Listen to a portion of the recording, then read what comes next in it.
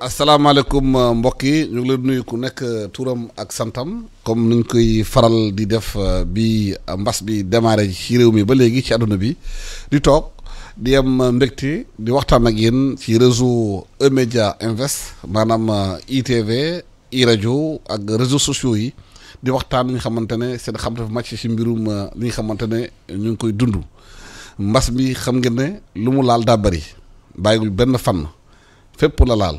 foo xalaat rek ci àdduna bokk na ci dundu nit mbas bi laal na ko moo tax chaque jour ñu xalaat indi ay ñi xamante ne xam-xam dafa màcc ci mbir mi ci xamante ne ci pàcc bi xamante ne mbas bi laal na ko ñu waxtaan ak ñoom tey nag ñu nga mbégte di dalal suñu studio fii docteur Amath Niang docteur Amath Niang mooy président de l'ordre des pharmaciens du Sénégal xam nga ne mbas mi bu amee jafe-jafe luy médicament luy faj nit ñi ci pharmacie yi lay jaar. te pharmaciens yi tamit comme ay docteurs yi jaar nañu université def seeni formation génn xarañ ci liggéey boobu bu loolu weesoo ñu ngi dala aussi Gawsu Samb Sénégal yëpp xam nañ ko phytothérapeute la moom tamit université la génnee Fann IFAN la génnee IFAN mooy institut fondamental de l'Afrique noire te mbirum gàncax mbirum garab dañ koy jàngale foofu di xool ci garab yi lan la ci mën a faj te dégg ngeen maanaam ci mbas mi tubaab bi wax nañu médecine moderne wax na médecine traditionnelle tamit bokk nañu xamante ne dañ koy wax da ngeen Madagascar waxtaanee foofu mooy artésimia bi ba président bi génne fa benn garab naan day faj maanaam feebar bi laata xëy na scientifique yi joxe guñu seen onction ci loolu waaye débat bi posé wu na te suñu réew bi tamit ñi nga xamante dañuy yëngu ci cosaan ak aada tamit bokk nañu xamante ne ñoom seen xam-xam màcc na ci loolu te suñu aada ak suñu cosaan lom solo la ci xamante ne mooy xeex bi moo tax ñu xool approche médecine moderne ak médecine traditionnelle ci xeex bi naka la ñu mën a indee ku nekk idéem pour ñu gën a avancer maanaam ci xeex coronavirus bi ñu di gërëm di leen sant kon nu mu leen waxee di dalal ci studio bi kàngam yi xamante ne ku nekk xam dafa màcc ci pàcc boobu docteur Amath Niang bi mbas bi commencé ba léegi yan matuwaay yan pharmaciens yi ngeen jël ci loolu. waaw may moom nuyu la. di nuyu waa seen service technique beeg personnel bi lépp di waa iRadio ITV di sant ak nuyu suñu ki ma bokkal plateau bi muy Gawsu Samb defe naa noonu la. di remercier vraiment ci invitation bi ñu may di rafetlu aussi vraiment solo bi nga ñuy laaj ci ban taxawaay la. pharmaciens yi taxaw je pense que tey occasion la bu ma am pour gën a mën a jaajëfal pharmaciens yi ci rôle bi nga xam ne dañ koy jouer parce que pharmacien il est investi d'une mission de santé publique c'est-à-dire que taxaw ci wér-gu-yaramu askan moom mooy li mission ak secteur bu mënti bokk moo xam privé la mënta nekk wala nag secteur public lu ci mënti nekk mooy santé publique moom moo ko tax a jóg alors bi feebar bi amee li ñu njëkk a def mooy réorganiser waat le secteur réorganiser ko ci pour que nit mën a am garab dootul nekk jafe-jafe ci moom et c'est ce qui fait que donc pharmaciens yi ñu njëkk a planifier heures yi nga xamante ni ñoom la ñuy ubbi ñoom la ñuy tëj bokkul également aussi rôle bi nga xamante ni secteur public da koy jouer donc structure de santé yi nga dem yëpp da ngay gis ne également les pharmaciens ñu nga fa pour que garab mën a mu nekk lu disponible boo xamante ni ku ko soxla di nga ko mën a am leneen li aussi ce sont des pharmaciens yuy opérer dans le secteur des analyses moom ne ñu nekk ci laboratoire ñooñu aussi seen liggéey donc mu am aussi des pharmaciens yu nekk dans le secteur de la distribution mooy garab yi nga xam ne ni ñoom ñoo koy importer di ko indi wala yi ñuy defaree fii ñuy fexe ba fépp fu pharmacien mën a nekk mën ko am donc muy les industriels à un certain moment le problème des gels posé na fii il a fallu que ñun en tant que pharmacien structure bi nga xamante ne nii moom mooy opérer par rapport à la fabrication industrielle muy Val d'Afrique donc ñun moom lañ amoon comme interlocuteur pour que ñu mën a intervenir correctement ce qui fait que donc pharmaciens yi ils sont constants maanaam ci li ñuy xaar ci ñoom boobu mbas bi amee ba naga ni en tout cas ñi ngi ci taxaw di ci dox boo xamante ne ni dinañu gën a gunge les populations donc li ci gën a am importance mooy aujourd'hui mal ak nu mbas mi mën a toll aujourd'hui sénégalais yëpp dinañu reconnaître ne y a une stabilité par rapport à la distribution. Parce que du mbas rek tey concentré na toutes les énergies vraiment des autorités politiques énergie population et ñëpp mais am na ñoo xamante ni du mbas moo leen dal. donc dañu am ay maladies dañu yoon yeneen i feebar. mais ñooñu aussi dañuy soxla garab. donc su amee tey benn stabilité ci réew mi nga xamante ni nii amul ñenn ñu jóg parce que tey ku yore mbas wala ak politique bu état mën a développer pour jéem a xeex mbas mi mais également ñi nga xam ne ñoom aussi dañoo feebar te du mbas moo leen dal seen yitte ñoom aussi mooy nu ñuy def ba jot ci garab yi. et je pense que loolu ordre def na ci liggéey bu am solo pour interpeller suñuy fournisseurs ñi nga xamante ne ni ñoom ñooy def les ventes en gros pour que ñu am un stock de sécurité un stock seuil boo xamante ni d'ici 4 mois dinañu mën a am vraiment sécurité bu wóor ne garab du manqué. donc pharmaciens yi. on est 1126 pharmaciens au Sénégal. Ça c'est le secteur privé. Face à presque 400 à 500 pharmaciens yuy opérer au niveau du secteur public. nga xamante ne ni ñoom aussi tey lépp lu na jëm ci gestion du médicament au niveau des structures sanitaires au niveau des laboratoires ak fu mu ci munti nekk. ak au niveau même de certaines organisations et autres donc ce sont des pharmaciens ñoom ñoo fa présents donc di opérer ak gérer lépp lu jëm ci wàlli garab. donc le pharmacien jusque-là il est assidu et constant. ci mission bi nga xamante ne ni moom moo ko tax a jóg muy la mission de santé publique. et donc de ce point de vue donc mënuñu am un système et ça vraiment maa ngi am occasion di le remercier ci opportunité bi ñu may pour que ñu comprendre le rôle aussi capital et important du pharmacien. Parce que dans un système de santé si on enlève le pharmacien on enlève le médicament si on enlève le pharmacien on enlève il y a des malades yoo xamante ne ni seen yitte du dem hôpital parce que tolluñu ci benn niveau. wala benn gravité boo xamante ne ni seen premier réflexe c'est aller vers le pharmacien. donc ce professionnel là il faut que le système de santé utilise ko pour que mu mën a gën a rentable. pour que mu gën a mën a fexe ba li population yi soxla dina ko am. maanaam mooy premier docteur bi balaa nañu di dem ci hôpitaux yi. mais bien évidemment boo feebaree ñëw ci pharmacien bi mun a jouer rôle en même temps médecin. mais c'est plus qu'important. Wow. Parce que tey gis nga mbas mi. je tiens à informer que am na ci cas malade yoo xamante ne ni ci secteur privé lañ leen décelé. parce que quand bu fekkee da nga ñëw yow en tant que malade nga ñëw ci pharmacie bi ma échanger ak yow comme nii ñuy wax mais suma réflexe ak sama expertise médicale sama expertise pharmaceutique dana ma mën a may njort ni mais kii am na un problème bu ci am dama ko war a référer c'est là où c'est important de jouer sur l'étroitesse de la collaboration c'est-à-dire que aussi bien muy médecin muy pharmacien muy képp koo xam ne da ngay opérer dans le secteur de la santé et loolu pharmacien bi rôle bi mu ciy jouer mais kenn mënu ko évaluer c'est-à-dire que jéem a wax ni ne prise en charge conseil orientation référé suivi thérapeutique l'observance thérapeutique faire de telle sorte que aujourd'hui maladie ñu am benn sécurité am benn proximité ak seen pharmacien et ce n'est pas gratuit que dans tous les pays du monde dañ naan consulter votre médecin ou votre pharmacien. C'est-à-dire que le pharmacien il est dans le quartier ak benn zone d'agglomération bu mënti nekk jege na population bi jege boo xamante ni ku ci am yitte mbaa nga am loo xamante ni nii sa soxla wér-gu-yaram la sa premier réflexe mooy nga dem ci pharmacien bi. donc je pense que tey le système gagnerait et je dis damay inviter tout le temps parce que mbas mi bu mu amee ba ndëgëni également que ñu gën a impliquer l'action du pharmacien parce que dans tous les coins du Sénégal tey boo demee ñun au niveau de l'ordre il nous arrive ñuy dem di def des visites de site parce que pour que pharmacien bi installé wu quelque part ci secteur privé dafay demander autorisation boobu dañuy dem ñun visite de site xool kii fi mu war a installer fan la mais dinañu dem ci zone yoo xamante ni c'est des zones très lointaines sori capitale yoo xamante ni c'est à quelques kilomètres de Gambie, à quelques kilomètres de la Guinée, ci ko xam ne des zones frontalières les pharmaciens di fa implanté wu. Donc cette motivation première c'est par rapport à la santé publique.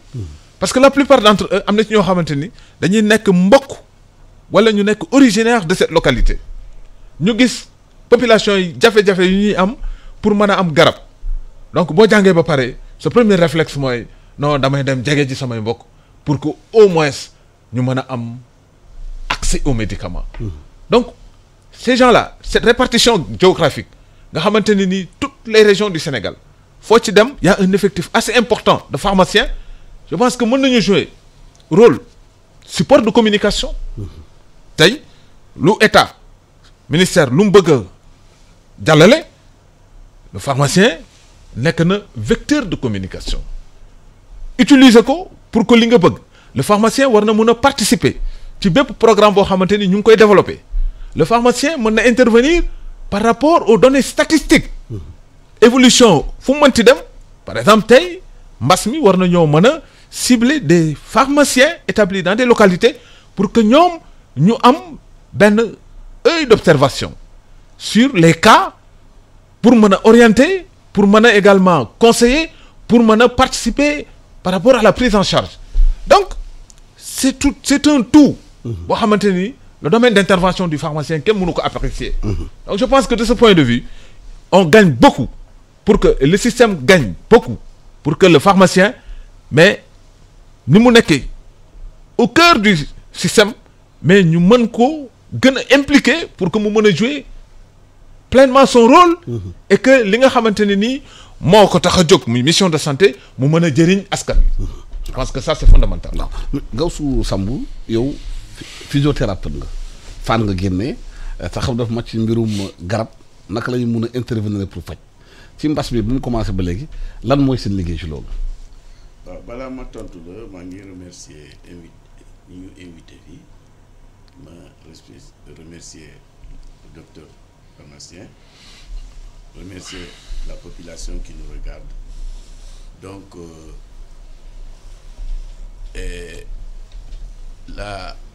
l'Organisation mondiale de la santé OMS a dit que africains yi 80% des africains balaa ñu dem seet docteur tradipraticien la ñu doon jëkk seet donc comme vient de dire monsieur Niang effectivement nous sommes dañu gën a jege pharmaciens yi que docteurs yi 85% téeméer boo jël juróom-ñetti fukk yi dinañu dem seet tradipraticien balaa ñu dem seet docteur yi donc comme disait notre ancien président Abdoulaye Wade si nous sommes là aujourd'hui c'est grâce à la médecine traditionnelle parce que suñu maam yi xamuñu woon médecine moderne donc médecine traditionnelle bi war nañ ko organiser dégg nga ba mu gën a dem kanam dans l'intérêt de la population man en tant que président de la fédération des pratiquants de la médecine traditionnelle reconnue par l'État et on s'est organisé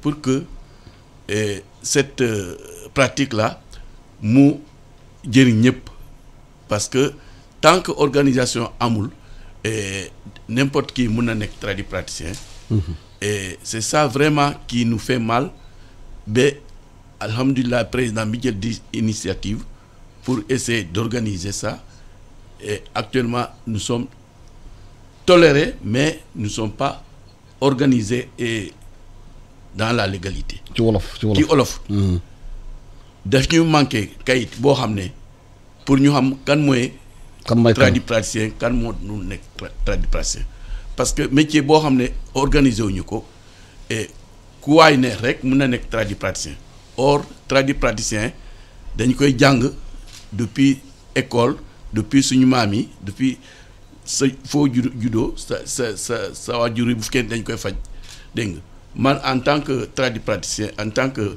phytothérapeute suma papa dafa doon faj bu balaa ma dugg école tubaab sama papa dafa ma doon jël ñu ànd dem àll ba yàlla def ma jàng tubaab ba ma nekk dans la médecine traditionnelle pharmacien yu bare yu def seen thèse ki et les plantes dañu ñëw dañu leen envoyer au niveau de l'IFAN pour faciliter seen liggéey encadré naa plus de 158 thèses d'art en pharmacie.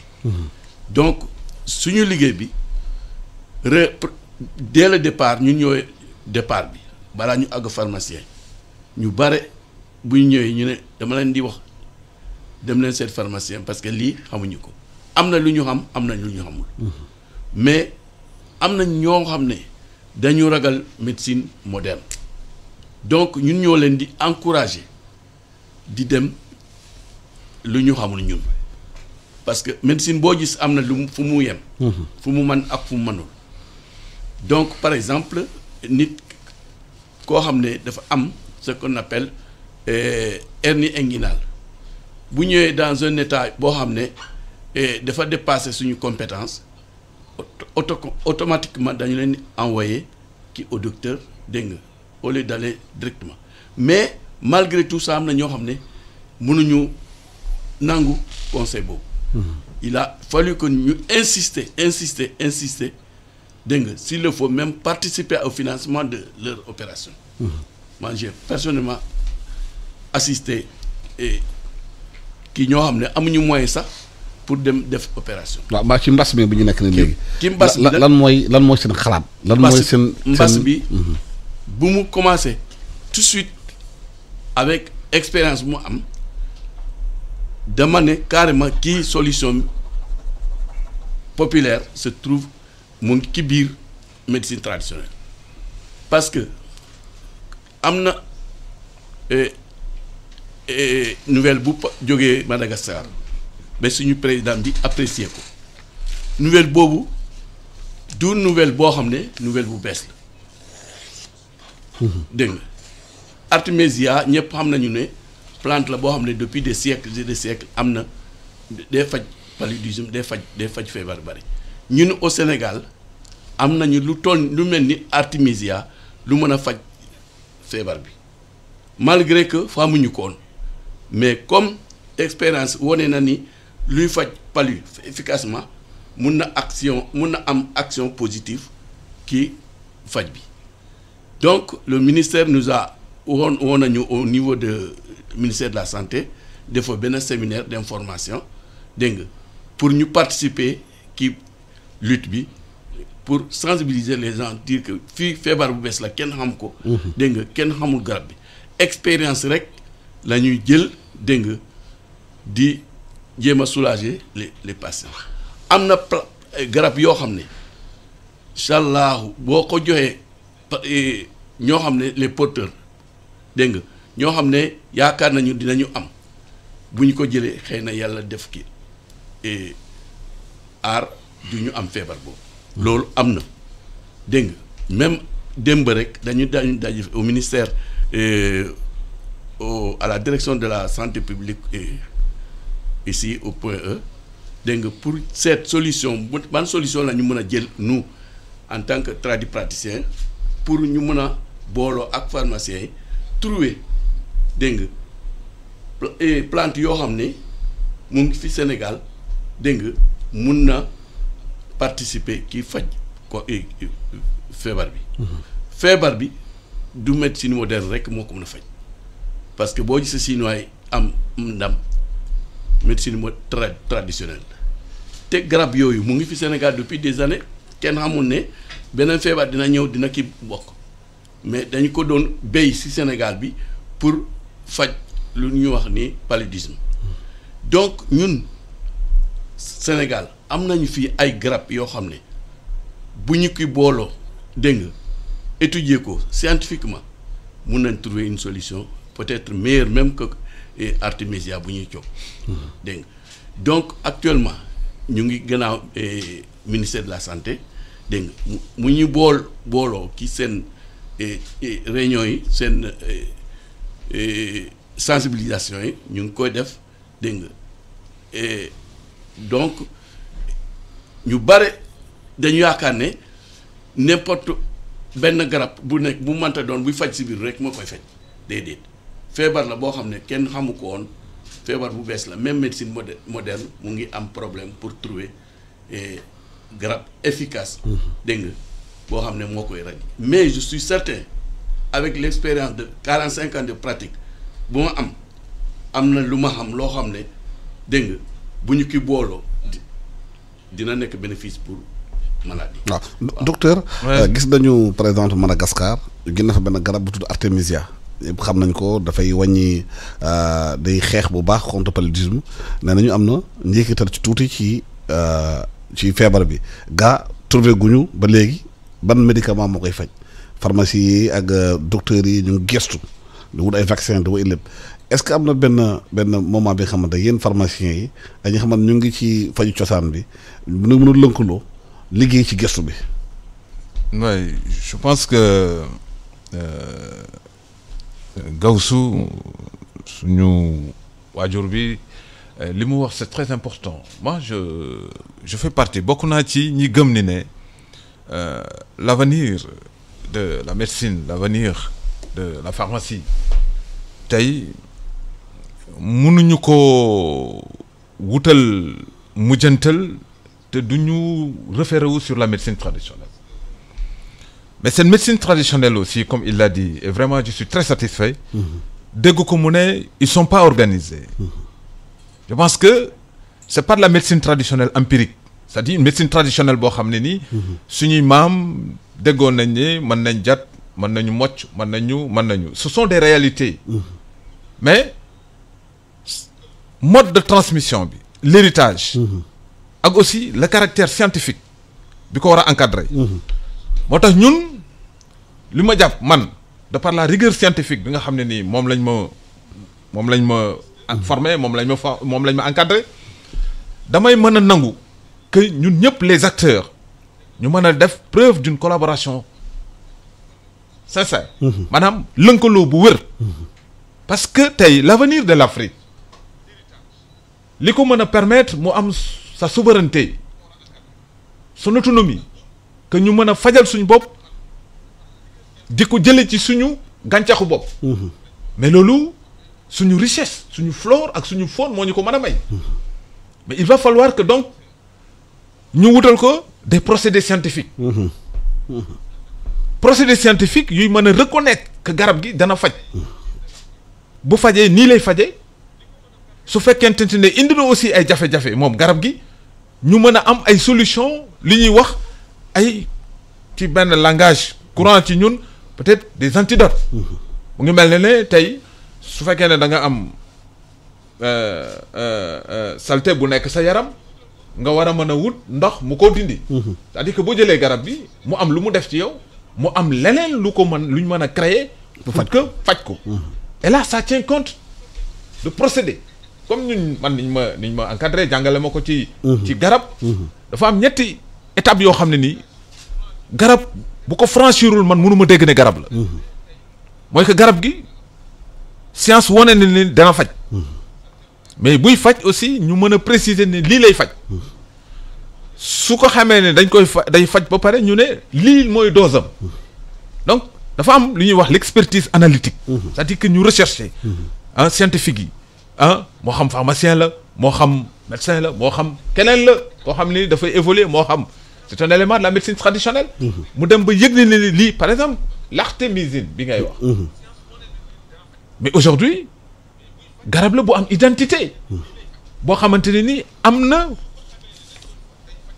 am na fiche technique boo xamante ni leer na ne lii lay faj nii lay faje bu fekkee ne am na jafe-jafe lii moom moo koy saafara et c'est sur la base de cela lañ ko wutal autorisation de mise sur le marché mais maintenant garab googu identité bi mu njëkk a am bi nga xam ne ni moo permettre tey muy circuler ci Sénégal dañ ko reconnaître en tant que antipaludéen ñu ne dafay faj sibiru mais maintenant suñu demee ba le Covid ñu ñëw ñu ne ñu dafay faj dafa am action sur le Covid et je pense que loolu lañ war a gën a mën a privilégier action on est passé de la chloroquine de l'hydroxychloroquine à l'artémisia et alors mu nekk deux expériences différentes l'une provient de la France avec docteur Raoul un spécialiste de l'infectiologie docteur Raoul dem ba gis ne dans le cadre de ses suivis effets cliniques observé na ay malades mu utiliser une molécule bu mu ko won ne ko ne am na action ci maladie bi. day wàññi charge virale bi. exactement. mais cela ne veut pas dire que. da koy faj. il est spécialement indiqué. que buñ ko isolé woo moom rek day faj. je pense que c'est là où en fait nous en tant que des scientifiques ñu ko booleel waaw. exactement donc il participe dans le protocole thérapeutique. c'est-à-dire dafa bokk ci li ñu boole. ne dafay faj.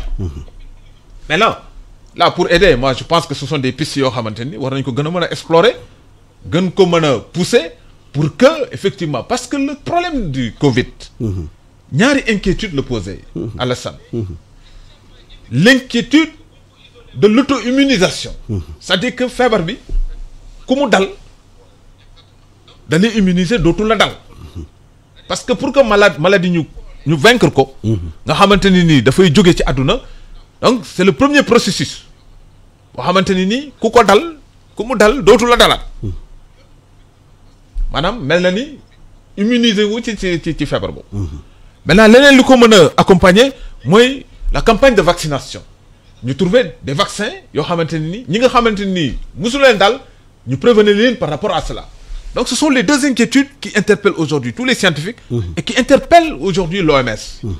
donc face à cela maintenant c'est pour cela que toutes les stratégies reposent sur les méthodes et les procédés de prévention. Maintenant, pour revenir par rapport à effectivement à la médecine traditionnelle, moi, je suis tout à fait d'accord. ci wolof man ànd naa ci. que ni la médecine traditionnelle dañ ko war a jox fulla ak fayda. au moment où l'Afrique aujourd'hui am na jafe-jafe pour am sa souveraineté pharmaceutique. pour am sa souveraineté médicale. par exemple la production des matières premières. matières premières yi nga xamante ni nii moom la ñuy defaree garab yi. mais aujourd'hui c'est l'Inde ak Chine. ñoom ñoo taxaw ci kaw. mais tey la richesse de l'Afrique la nature bi ñu am. mais war nañu am pas-pas bu dox ñu dem gëstu ko ba mën a tey am des matières premières yu ñu mën a permettre comme il l'a dit. suñu maam yi. tey médecine tollu loon fii. pharmacie tollu loon fii. mais ci gàncax gi ci àll bi lañ doon di dem di ci jël li ñuy soxla di ko fajoo. donc mais loolu aussi dañ ko war a mën a encadrer tous les acteurs de la santé. ñu mën a jóg ànd ak ñoom. je ne me fais pas de souci pour ça. mais li nga xam ne nii en fait man Amath mënuma ko nangu kenn mënuma ko gëmloo mooy aujourd'hui ñu bëgg a reconnaître une médecine traditionnelle boo xamante ni basée sur. loo xamante ni dañ naan suñu maam lii la doon doxee wala nanga. amul scientifique daal. non il faut ñu teg ko ci les procédés scientifiques sont fondamentaux. parce que loolu dañu nekk ci jamonoy xam-xam. lu doomu aadama yi def. dafa war a mën a am firnde gu ko wér ni lii su ko amee sax accident mbaa mu am ci problème dana am saafara bu ko dindi. donc je pense que par rapport à l'artémisia donc li ñuy wax je pense que c'est une expérience le Madagascar bu ñuy suivre information yi ak ni muy doxee dem nañ ba utiliser nañ un produit bu participer ci prise en charge. mais produit boobu mais je dis que ce sont des pistes yoo xamante ni science. loolu mooy dundal science. parce que soo gisee dañuy xalaat Madagascar bu baax bi ñu commencé def artémisia ba léegi di ko jox nit ñi gaa am nay cas waaye bay xibaar yi ñu mujjee am amagul décès loolu xam na yéem ñi nga xamante xam nga dafa màcc ci mbirum médecine. ouais waaw. oui non c'est tout à fait normal vous savez moi je pense que dafa am ay facteurs yuy intervenir par rapport à l'évolution de cette maladie. les gens ñi muy atteindre ñan lañu seeni organisme naka lay présenter wu protocole les conditions de prise en charge ça aussi c'est important donc lu ñu mën a dégg ñun vis-à-vis du Madagascar mooy l'intervention c'est-à-dire que l'artémisia intervenir na ci protocole bi ñu utiliser ko en tant que un produit bu intervenir. mais par exemple tey l'environnement bi régné les conditions de prévention les conditions de prise en charge mais tout ça ce sont des éléments les sujets yi nga xamante ne ni affecté nañu par rapport à cette maladie là seen âge seen antécédent lan moo leen daloon tout ça aussi ce sont des éléments yoo xamante ni. day jouer. il faut que nit ñi ñu bàyyi ci xel. parce que qu'est-ce qu'on a constaté au Sénégal quels sont les cas de décès. ay mag. il nous a été révélé que la moyenne d'âge est de 70 ans mais effectivement à cet âge-là l'organisme perd toutes ses capacités de défense.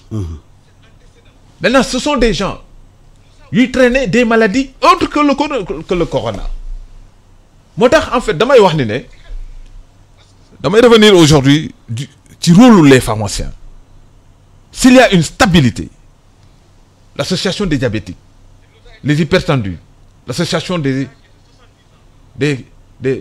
malades atteints de cancer, ñeneen ñi nga xamante ni ñi ngi souffrir d'autres maladies mais lan moo indi tey stabilité ba ñooñu du ñu jóg di kaas ni ñoom amuñu seen garab parce que yow nit ki am Covid l'État le système de santé ñëpp ñi ngi am benn concentration jox benn accent ak benn privilège par rapport à cette réalité là mais il y a une autre réalité qui est là qui nous attend.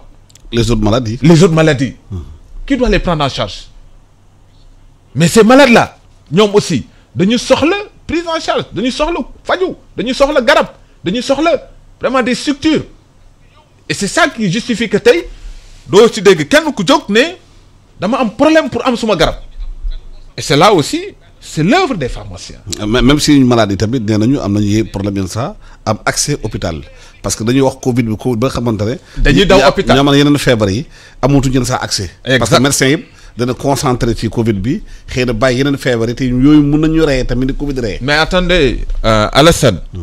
Aujourd'hui on nous déclare ñu ngi informé par rapport au cas de décès du Covid mais est-ce que on se ferait l'exercice communiquer sur les cas de décès de ce pays-là depuis que ñu déclaré le Covid il y a combien de morts de Sénégalais qui ne sont pas concernés par le Covid? C'est pertinent. Ça veut dire que donc les gens meurent de maladies autres que le Covid.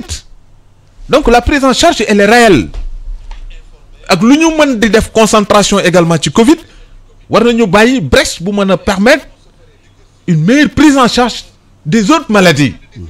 Et là aujourd'hui je pense que même cette psychose là bi nga xam ne dafay régner vraiment au sein des populations gis nga ko tey dañuy am seeni réflexe même bu fekkee ne amul affluence boobu ci pharmacie dem wutali pharmacie mais ku ci nekk man personnellement c'est des patients qui m'interpellent au téléphone parce que l'effet de la maladie psychosomatique tey sénégalais bu ba ci man am na loo xam ni dama naan bu ma commencé manifester sëqat mbaa ma sonn mais suma esprit daw na quoi ma ne attendez mais est-ce que je ne suis pas atteint de Covid? C'est l'esprit moom mooy voyager kooku mënoo ko téye parce que on a tellement communiqué que lii bu xamee bu xasee ba xaw a am rek sa xel day dem ci Covid. Cette psychose là ce stress il faut qu'on se donne les possibilités de l'apaiser wàññi ko ñu wàññi ko et je pense que les gens qui communiquent aussi doivent apprendre à communiquer autrement parce que le malade a une intégrité une personnalité il a une dignité feebar du gàcce feebar du un fait inédit. lakk wër mooy feebar. Exactement. Donc ñu war a mën a préparer l'esprit des Sénégalais préparer leen que mën na dal ku nekk mais également ku nekk mën na ci génn aussi feebar bi mën na la dal mais mën na ci génn que les populations aussi embrasser aller dans un élan de solidarité mais sinon aujourd'hui dem nañ ba constater ni il y a un effet de stigmatisation et là vraiment damay inviter ñu doxal beneen façon bu ñuy procéder bu ñuy opérer surtout bu ñu xamee benn cas bu xam ci benn quartier c'est toute une psychose qui s'installe dans un quartier et je pense que loolu aussi du aider parce que nit ñu war a mën a jàppalante parce que si problème bi nekkatul en fait xeex Covid xam nga xeex Covid mooy lan mooy que fexe ba population yi jëlal seen bopp pexe yi ñuy def ba ku nekk moytul ko sa bopp.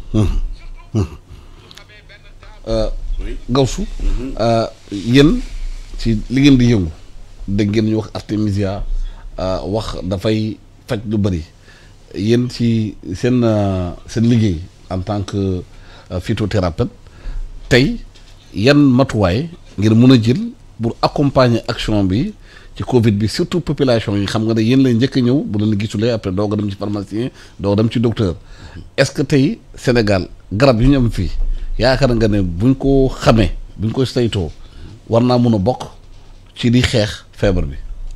loolu am na mais ce que moi lu may regretter.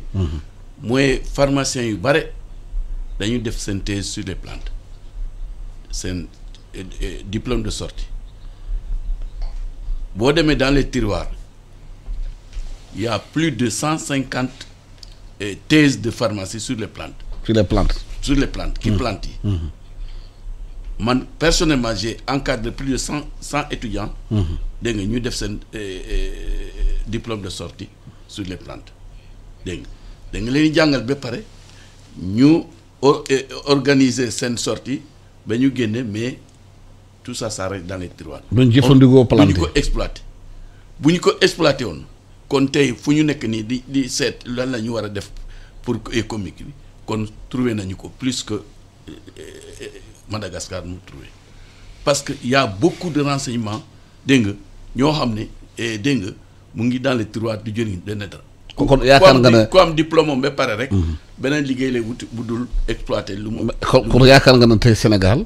bu gëstu woon thèse yooyu ñu def sur les plantes mun na ci am sax industrie pharmaceutique traditionnelle. voilà c'est ça loolu moo ñu manqué te loolu war nañu ki def effort pour vraiment développer loolu parce que tubaab yi mënuñu chaque fois di compter ci tubaab yi lu ñu war a faju vient toujours de l'Europe bu ñu defee loolu. Un jour dinañu nekk dans une situation délicate. mais est-ce que yaakaar na dafa am enjeu financier nag ci ginnaaw. c'est très important parce que man am na benn tubaab bu ma bokkoon liggéey lu ñu ko Hervé Deloture dégg nga defal nañu benn jardin bu mag Mbour plante yoo xam ne sont menacées de disparition dégg nga pendant plus de 7 ans. ñu ngi wër àll bi di indi plante yooyu di jëmbati ko kii dans le jardin botanique bu nekk foofu dégg nga même artémisia mi jëmbat nañu ko foofu dégg nga donc plante yooyu ñu gën a bare pharmaciens yi ñu gën a bare dañu dem def seen thèse sur ces plantes là mais résultats bu ñu koy jël yoo xam ne c'est des résultats yoo xam ne qui sont sortis même de l'hôpital dégg nga mais duñu ko exploiter. Tout est gardé dans les tiroirs c'est vraiment regrettable man actuellement am naa plante yoo xam ne j'ai même fait benn vidéo ki plante boobu je suis certain que plante boobu bu ñu ko boolee ak yeneen antiviral dégg nga parce que antiviral bu antivirus boo gis rek am na lu ko mën a faj ci plante yi loolu am na supposons ma jox la benn exemple lu ñuy wax hépatite. En général docteurs yi dañu ne plante mënu ko faj. te man yàlla xam na ne j'ai un dossier de plus de 60 personnes yoo xam ne faj naa leen seen hépatite bi ba ñu wér avec les plantes te ñoom dañu ne hépatite boobu mun na nekk yow jékki-jékki dem jékki-jékki ñëw mais mun na nekk yow faatu la def la cancer nga faatu. dégg nga mais comme médecine traditionnelle dégg nga xaarul dégg nga effet hépatite boobu dégg nga ñun déjà dañu koy préparer. dégg nga pour mu bañ a évoluer ba mu dem cirrhose cancer ay yooyu. yooyu am na ambassade Arabie Saoudite bu nekk à Dakar. créé na benn hôpital bu nekk Colobane bu ñuy wax Alfala dégg nga am na docteur yu nekk foofu saa bu ñu consulter nit bu am hépatite ay yooyu comme ça dañuy envoyer à mon niveau ma jox leen plante bi ñu kii corona bii man wóor na ne. en âme et conscience bu mu génnee rek laa xalaat benn plante boo xam ne mu ngi Sénégal plante boo xam ne elle est tellement populaire kenn xamul tuuram. man plante nga lu ñu ko tuddee. docteur la nga tuddee. Sénégal yëpp docteur la ñu xam tur bi te am na tur traditionnel parce que cette plante la boo xam ne mooy faj na palu 2 jours de palu rek bu la fajee rek wér. ak yeneen. lan mooy tour traditionnel bi. tour traditionnel Ndumburxat. Ndumburxat la tudd. Ndumburxat ki olof. dégg nga am na yeneen tour ki joolaa am na yeneen tour ki mandeng. dégg nga mais plante yooyu c'est tellement efficace dans beaucoup de choses bu ñu la waxee lu muy faj man ki personnellement am na lu may faj ba tubaab yi ñu ngi may topp ba tey dégg nga loolu nga koy fajee. mais est-ce que sa protocole boobu yóbbu nga ko ci ministère de la santé. ñu xool comme ni docteur waxee protocole bi scientifique bi ñu topp la nga xamante ne noonu la koy fajee. ba ñu valider ko. am na yu docteur yu def synthèse sur ki loolu mais on n'a pas exploité. mais est-ce que ministère bi yóbbu nga lu foofu li nga liggéey comme ça ministère bi xool li ngay faje hépatite ou bien ak yeneen maladies yi yu xam ne est-ce que suivre na protocole bi scientifiquement ba ñu prouver que def ci ay molécules def ci ay xëy na ay médicaments. loolu amul. lu tax parce que balaa mu am. il faut qu'on nous reconnaisse parce que ba tey ñun lu ñu liggéey dañu tolérer rek mais bu ñu neexoon sax tey ñu tey parce que aucune loi du Sénégal ne permet quelqu'un de soigner par les plantes. mais l'Assemblée nationale voté wu loon loi ci. traditionnel mu ngi foofu depuis ñeenti at mu ngi foofu Macky Sall bu mu xewalee yónnee leen dossier foofu cadre juridique amul fenn. tant que loolu amul dégg nga mënoo poursuivre yeneen recherche yooyu yëpp c'est fait comme ça rek pour sortir et puis c'est tout. dégg nga mais am na garab boobu bu may wax ni bu ñuy wax docteur parce que lu tax ñu nit yi tudd ko docteur parce que. damay faj daa bëri. liy faj day bëri bokk na ki faj hépatite. bokk na ki faj palu grippe dégg nga xoolal par exemple benn at lors de mes enquêtes dégg nga malgré que je suis fils d'un guérisseur mais def naa pendant 7 ans d'enquête auprès des ancêtres dégg nga au niveau de l'IFAN dama seet benn paa boo xam ne dafa bari xam-xam lu nekk wax na ma ko mais benn bés mu ne ma fii laa yem lu des sama doom laa koy denc dégg nga ma ne ko sa doom ne s'intéresse pas ça ngir yàlla jox ma man lu ma xam du réer parce que dama koy bindee mu des Sénégal yëpp dina ko bénéficier. kon yow li ngay liggéey yaa koy bind. maa ngi koy bindee di ko jàngale. am na tubaab yi jóge bitim réew di ñëw di ko jàng. am na feebar bu ñuy wax maladie de Hodgkin c'est un problème pour les médecins. mais chez moi ça se soigne très rapidement au moins de 2 mois 3 mois rek dootoo ko amati. am na yeneen gis nga plante boobu bu mooy wax ni docteur sénégalais yëpp di ko wax docteur wala soigne tout lu muy faj buñ ko boole ak ngeer wala ak leneen dégg nga mun nañu am résultat peut-être bu ëpp sax artémisia. artémisia bu ñu coow nii du moom rek la Madagascar dañu ko jaase ak yeneen plante dañu ko jaase ak yeneen plante pour mu mun a am plus d'efficacité parce que composition boo gis rek dégg nga mun na baax côté bi am défense ba de wax moo mun a associer lu ko manqué. dégg nga mun nga am résultat bu baax dégg nga mais malheureusement on peut mënuñu def dara parce que le jardin de botanique bu ma lay wax nii. bu nekk Mbour. man ak Hervé Delotis bu ñu defee ay par exemple garab contre asthme à ma grande surprise lu mu bind ki ticket yi aliment complémentaire. loolu la bindam. waaw ma ne ko mais lu tax nga def nii mu ne parce que moo ne garab la rek tout de suite dañuy tëj fii moo ne garab buy faj la il est obligé dans tout ce que nous faisons là-bas aliment complémentaire la ñuy def pour mun a jaay on distribue ça au niveau des dispensaires catholiques de tout Sénégal contre l'asthme contre bronchite contre drépanocytose contre yeneen petites maladies comme contre l'hépatite mais on n'ose pas dire que c'est un médicament parce qu'il n'y a pas une loi qui nous permet de faire ça. Docteur dañoo constaté que ak feebar bi affaire bu bees maanaam dëkk yi xam ne ñooy defar médicaments yi mooy Chine muy France ak yu def dëgg nañ te temps Macron am na yenn médicaments yu mu naan France da koy téye. te loolu mun na am njeexital ci seen liggéey yéen. ci importer médicaments yi ci pharmacie. non bul ne suñu liggéey. waaw jeexital ci système de santé. système de santé bi. jeexital ci population. ci population bi léegi enjeu yi am dafa mel ni réew bu nekk da ko recouvré wu. instant bi nii ci force am pour xool nu mu koy liggéey. ginnaaw Afrique am na ay plantes yu mun a faj yu xamante ne war nañu mun a gëstu ci loolu est-ce que yaakaar na jot na. suñu réew yi comme ni nga ko waxee sànq ci ñu explorer suñu médecine traditionnelle ak suñu plante yi xool tamit ñu bañ a di gën a di importer médicament ay milliards par an ñu xool fii ndegam yéen docteurs yi ñoom ñu liggéey ci loolu ngeen lëkkaloo liggéey scientifiquement ci ñoom lu ñuy xalaat ak li ngeen am ñu xool protocole yi ngeen wax yi ba génnee ay médicaments Sénégal dootul jéegaani ay médicaments bitim réew. Voilà je pense que bu ñu moytu sax dinañu dugg tuuti ci médecine traditionnelle bi.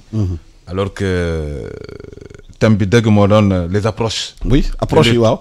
face au Covid. mais naa ci ñëw parce que. approche yi daal pàcc bu am solo la. mais mon oncle. il faut que li ngay wax yëpp li ma ci gën a neex mooy le manque d'organisation. te tey bu ñu doon di natt tradipraticiens yi nekk ci Sénégal tey ñi ci am expertise bi nga am ñu néew lañu. bariwuñu. dëgg la wala. am na.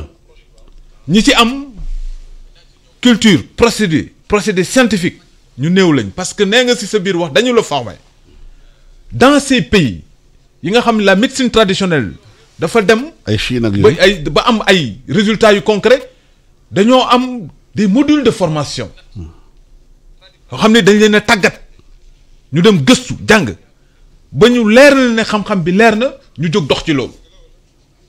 Et quand on parle de médicaments dafa jéggi maintenant daf lay jéggi ma man parce que dafa poser le problème de santé publique parce que ki koy jël dañ ko war a sauver dañ ko war a préserver. procédé yooyu tant que nit ki doxu ci mënul tudd garab. mënul tudd médicament c'est impossible. Alors maintenant quel est l'intérêt par rapport à vous mooy ngeen nangu ubbeeku ñun en tout cas moi personnellement Alassane moi je préside aux destinées d'une structure bu regrouper médecins pharmaciens dentistes et vétérinaires. mais tey amul dara lu war a mën a tere que ñu bokk lënkaloo pour li nga xam ne am nañ ko yàlla may ñu ko mu mën a jëriñ suñu askan. donc comme li ni nga ko waxee le problème des médicaments. Covid bi dafa wone tolluwaayu réew yi. enjeux yi. tolluwaayu réew yi financiers yi. mooy les enjeux. parce que président bu ci nekk sa préoccupation majeure bi jiitu mooy sauvegarder sa askan. la souveraineté médicale et la souveraineté pharmaceutique. mooy dama soxla garab yi dama ko lijjanti. maintenant la France a le mérite fexe ba am des unités de production. garab yi waa askanam di soxla ñu koy defaree ci biir réewam.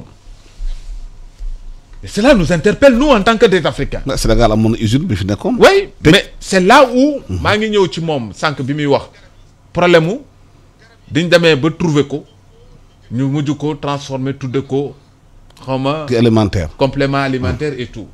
c'est-à-dire que il faut que ñu lënkaloo. boo demee ba trouver ne garab gi wala gàncax bi am na lu muy faj da ngay jël nag yoon wi lay may pour que mu mën a tudd garab. mais est-ce que ñoom mën nañ ko def laata loi bi nekk assemblée nationale wote wuñ ko. non tant que amuñu juridiquement les moyens de le faire. non juridiquement c'est-à-dire que fenn rek laa nangu. ne tey mën na nekk obstacle. parce que je reconnais que quelque part fi muy wax par rapport aux thèses yi pharmaciens yi def. man personnellement sama thèse maa ngi ko soutenir sur le carica papaya muy la papaye. ci laa def thèse man. muy faj. mooy faj hépatite. muy papaye bi. waaw mais la moo tax papaye boobu li nga ko defee thèse boobu ba génnee ko teg ko. voilà fi nga génnee yow. xam nga nag dafa am foo xamante jëloo ko yóbbu ko ñu def ko. mën a faj voilà lii problème mooy. recherche scientifique dafa nécessiter ay moyens dafa nécessiter mobiliser des fonds énormes et loolu nag dafay interpeller état. waaw moo tax nit ñi xalaat léegi instant bi ñu toll nii ak enjeux yi ak feebar lu mu génnee ci àdduna état bi war naa mun a. gën a renforcer recherche scientifique c'est très important def ci xaalis. aujourd'hui pour synthèse yi ñu mun ko. mais nous avons des professeurs d'éminents professeurs de l'université yoo xamante ni ñoom ñooy former ces étudiants ñun ñëpp fa la ñu jaar. ñu orienté la ba nga mën a dem déterminer ne gàncax gi day faj nangam mais maintenant procédé bi lay mën a permettre loolee lépp nga mën a dem dox ba gëstuwaat ne lii war nañ koo mën a créer garab ñu def ko ci mais loolu il faut que ay moyens suffisants. waaw état moom mooy privilégier cela pour que effectivement ñu mën cee yegg. et loolu dafay recouper l'importance de l'industrie pharmaceutique. tey le Maghreb bii ñuy toog. Maroc ci boppam Tunisie Algérie dañuy defar garab Égypte. mais vous savez pourquoi. c'est parce que dafa am politique d'industrialisation. boo xamante ni autorité politique. parce que les experts moi en tout cas Amath ak tous les pharmaciens du Sénégal seen xam-xam lañ mën a fab teg ko mais ubbi industrie. nguur gi moo ko war a def. non ak industriel yi. c'est une politique. boo xamante ni état. moo koy accompagner privilégier ko pour que li ñu bëgg ñu am ko. boole ci loi bu leer. lu encadré ko. mais aujourd'hui il y a des problèmes dans ce pays. comment peut-on parler d'industrie pharmaceutique dans un pays où le marché parallèle. Les médicaments sont dans la rue. mais la place du médicament c'est pas dans la rue. absolument. la place du médicament nekkul ci loxoy nit ñoo xamante ni ils n'ont pas le droit de le manipuler. mooy trafic yi. c'est les trafics. donc Alassane. voilà ce sont des questions yoo xamante ni aujourd'hui il faut ñu oser poser ko parce que dafay dépendre de la survie de nos populations. absolument. et ce que je veux dire damay sant yàlla parce que quand j'ai lu cet article cette décision de Macron. concernant 38 médicaments qui interviennent ci Covid. mais dama ne alhamdulillah ça aurait été une proportion beaucoup plus importante par rapport ak niveau d'importation bi ñuy am. mu ñuy def dañu am problème. ban menace lay nekk suñu réew. ba léegi menace la parce que Covid bi ki nga xamul ko lay arrêté. mais donc il est important. que tey ñu mën a toog nag centrez-vous sur des priorités surtout par rapport à notre système de santé pour que population yi ñu mën a fajoo li ñu naan soigner par nous-mêmes et pour nous-mêmes. waaw daa ngi ci ñëwaat di dem dafa pause publicitaire très rapidement ñëwaat ci studio bi waxtaan ci loolu parce que débat bi c'est important foofu léegi nguur gi war a jël comme moyen ak 1000 milliards yi ñu war a dugal ko maanaam ci industrie pharmaceutique bi ñu jël garab yi ngeen di defar yéen defar ko loi bi tamit biy tëdd assemblée di nelaw foofu ñu génne ko teg ko ci taal bi mu leer ñu dem publicité ñëwaat. Publicité sur iRadio.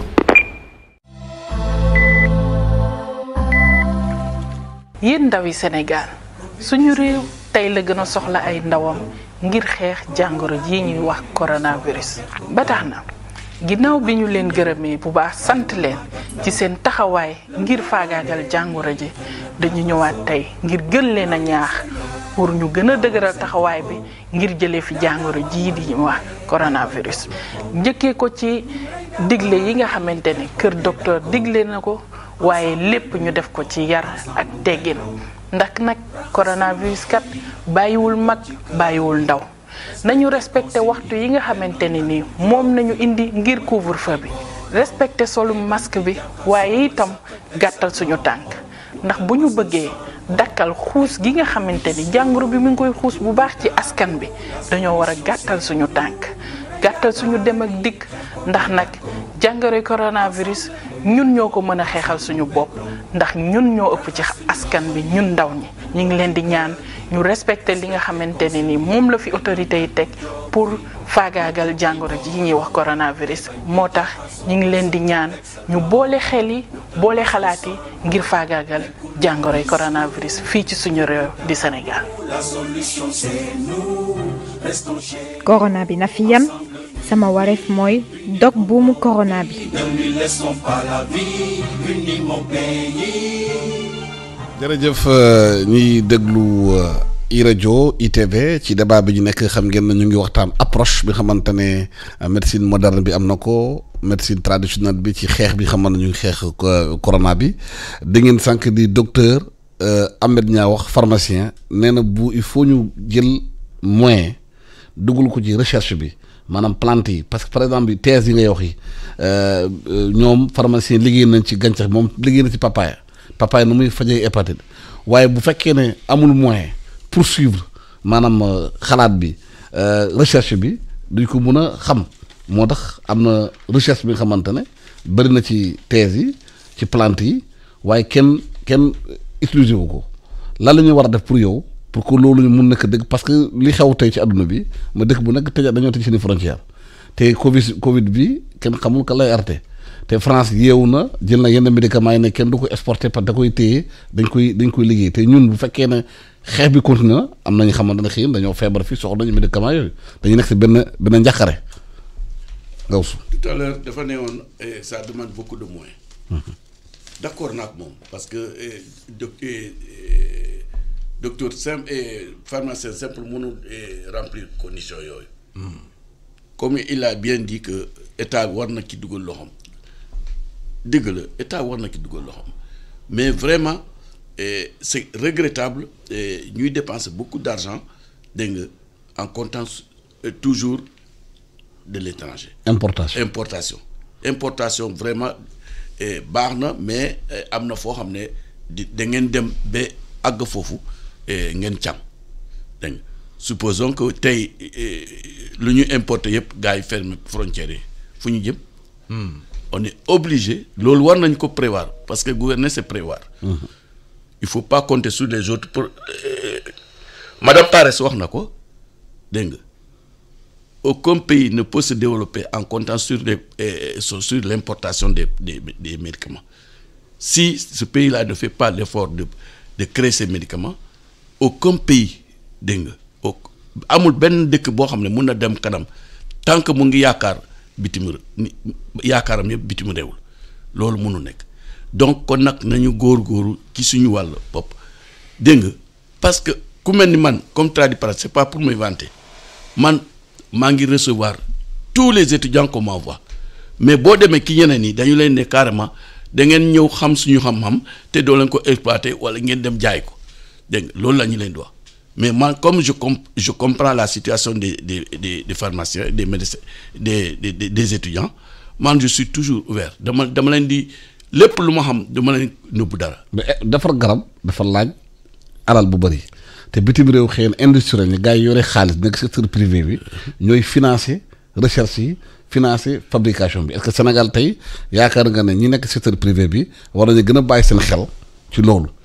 ah c'est inévitable il faut que gouvernement bi def que fullax fayda dégg nga ñu mën a produire parce que lu mel ni Nivaquine lu mel ni Nivaquine bu fekkee ne Nivaquine simplement dégg nga avant dañu ko doon defar fii mais dafa jékki-jékki ñu tëj usine bi dégg nga léegi bu fekkee ne loolu rek loo xam ne moo gën a yomb sax defar dégg nga bu fekkee ne yooyu on compte sur l'étranger du ñu dem fenn man daal nañu élargir recherche bi dégg nga et appliquer ko parce que connaître seulement et garder amul benn njëriñ tant que demul en application du ñu dem fenn dégg nga man je t'assure am na ay industrie pharmaceutique dégg nga yu ñëw di ma laaj dégg nga des choses yoo xam ne boo leen ko waxee rek ils se feront des milliards dégg nga booy see affaire artémisia bi demul kanam dégg nga firme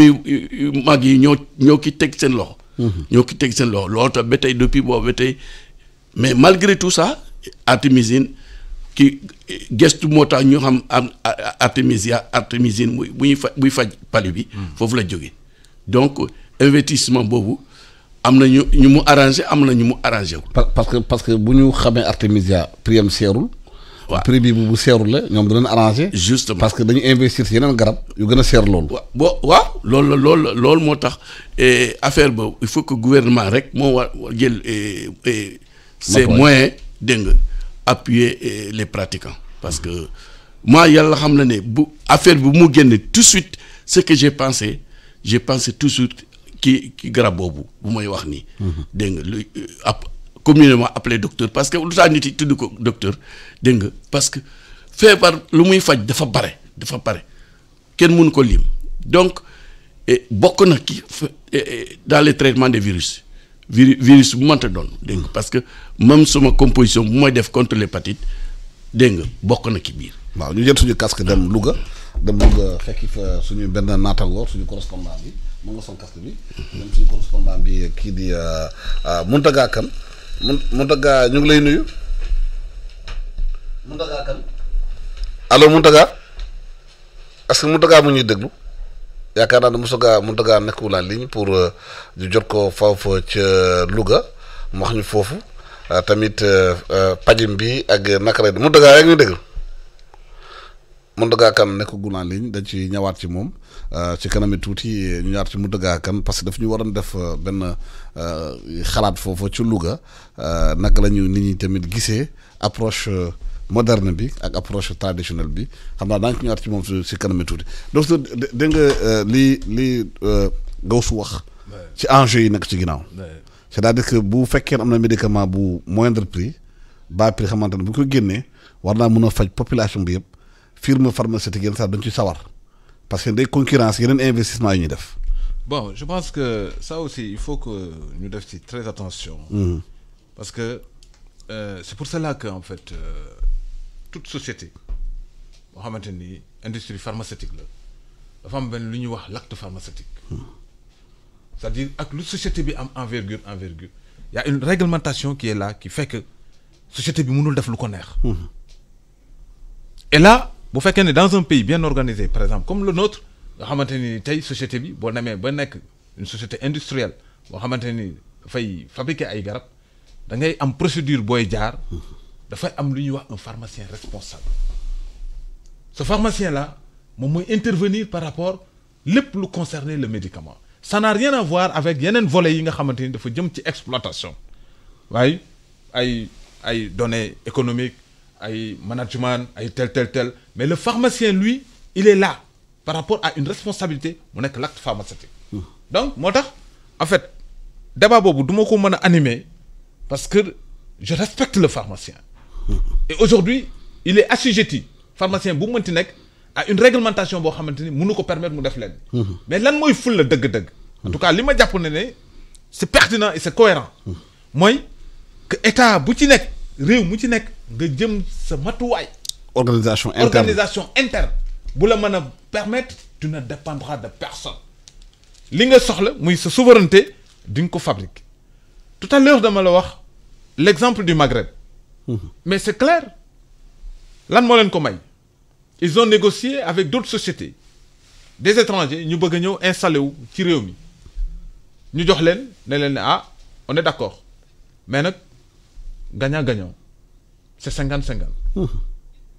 Il y a li ñuy wax le transfert de technologie. Le temps que suñuy doom jàng dinañ leen accompagner pendant 5 ans 10 ans su paree nag ñoo ko moom. C'est dans les clauses. Loolu bu amee état daal di jël responsabilité ne leen ne dinaa la accompagner ci lépp lu jëm ci ay taxes lépp lu jëm ci marché bi lu ko sécuriser lépp loo xamante ni sama population aussi li ngay defar dootuñ ko jëndi feneen. C'est ça l'approche. su ñu bëggee mu dox il faut nécessairement loolu mooy li ne et loolu le Maghreb doxe ba tey nekk à presque 55 ou bien 60% de souveraineté pharmaceutique par rapport à la production locale. Est-ce que loolu moo indi d'abord aussi installation clinique privée yi foofu ba tax ku feebar fii ci réew mi fa ngay fajoo am na ñu jógee tax tugal da ñëw di faju Maroc di faju Tunisie. waaw mais tu sais xam nga. politique sanitaire bi la ñu organiser. C'est important et par exemple ñun man j'ai été maintes fois de suite au Maroc dañuy échanger ak ñoom mais xam nga Alsane. dafa am loo xam ni àndul gis nga bu ñu bëggee defar doomu aadama su bëggee am ndam ci dara day seet li ko yàq mu dindi ko. suñu système de santé wàllu garab il faut que ñu delloo ko gëddam. ki législateur bi jàpp ne kii laa dénk garab dañ ko delloo gëddam keneen ku dul moom amoo sañ-sañu dem di téye garab. Au Maghreb le marché noir le marché parallèle n'existe pas moo tax l'industrie pharmaceutique mën fa prospérer.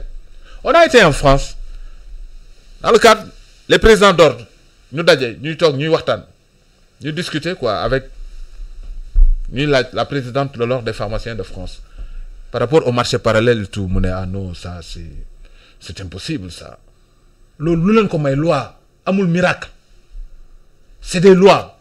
J'ai une fois assisté l'intervention d'un président de France ci benn rencontre en Algérie par rapport aux ruptures de médicaments. mu ne les ruptures de médicaments du ñu ko mën a régler lu dul ne dañu satisfaire les besoins de la France. Mais comment un pays qui dispose d'un potentiel de ressources humaines dans la sous-région, le Sénégal compte le plus de pharmaciens. Nous sommes 1700 pharmaciens. pourquoi ñu bëgg a concentrer ni ne pharmacien bu ci génn lan mooy sa yitte mooy da ngay dem ubbi pharmacie mais l'industrie pharmaceutique dañ ko war a mën a développer c'est beaucoup plus avantageux pour l'État c'est avantageux pour les populations c'est avantageux également pour les populations ñoo am beneen carrière et beneen plan de carrière donc cette industrie pharmaceutique là dafa war a nekk bis ni ki tey ñu jéem a wut ci ay jumtuwaay fexe ba effectivement Sénégal am na garab yoo xam ni jaaroo tut ñu di ko jéggi di ko jéggani parce que l'expertise est là maintenant comme li mu ko waxee lënkaloo bi mënut a ñàkk bu ñu nangoo ñoom tegu ci yoon wi permettre parce que moi je suis vraiment gis naa sentiment de patriotisme bi ko animé parce que bu ne ci ay découverte am dem na ba su tubaab yi ñëwee ainsi de suite bëggu leen ko jox parce que dañ koy exploiter feneen parce que y a des molécules de médicaments qui proviennent des plantes Il y en a beaucoup même. beaucoup.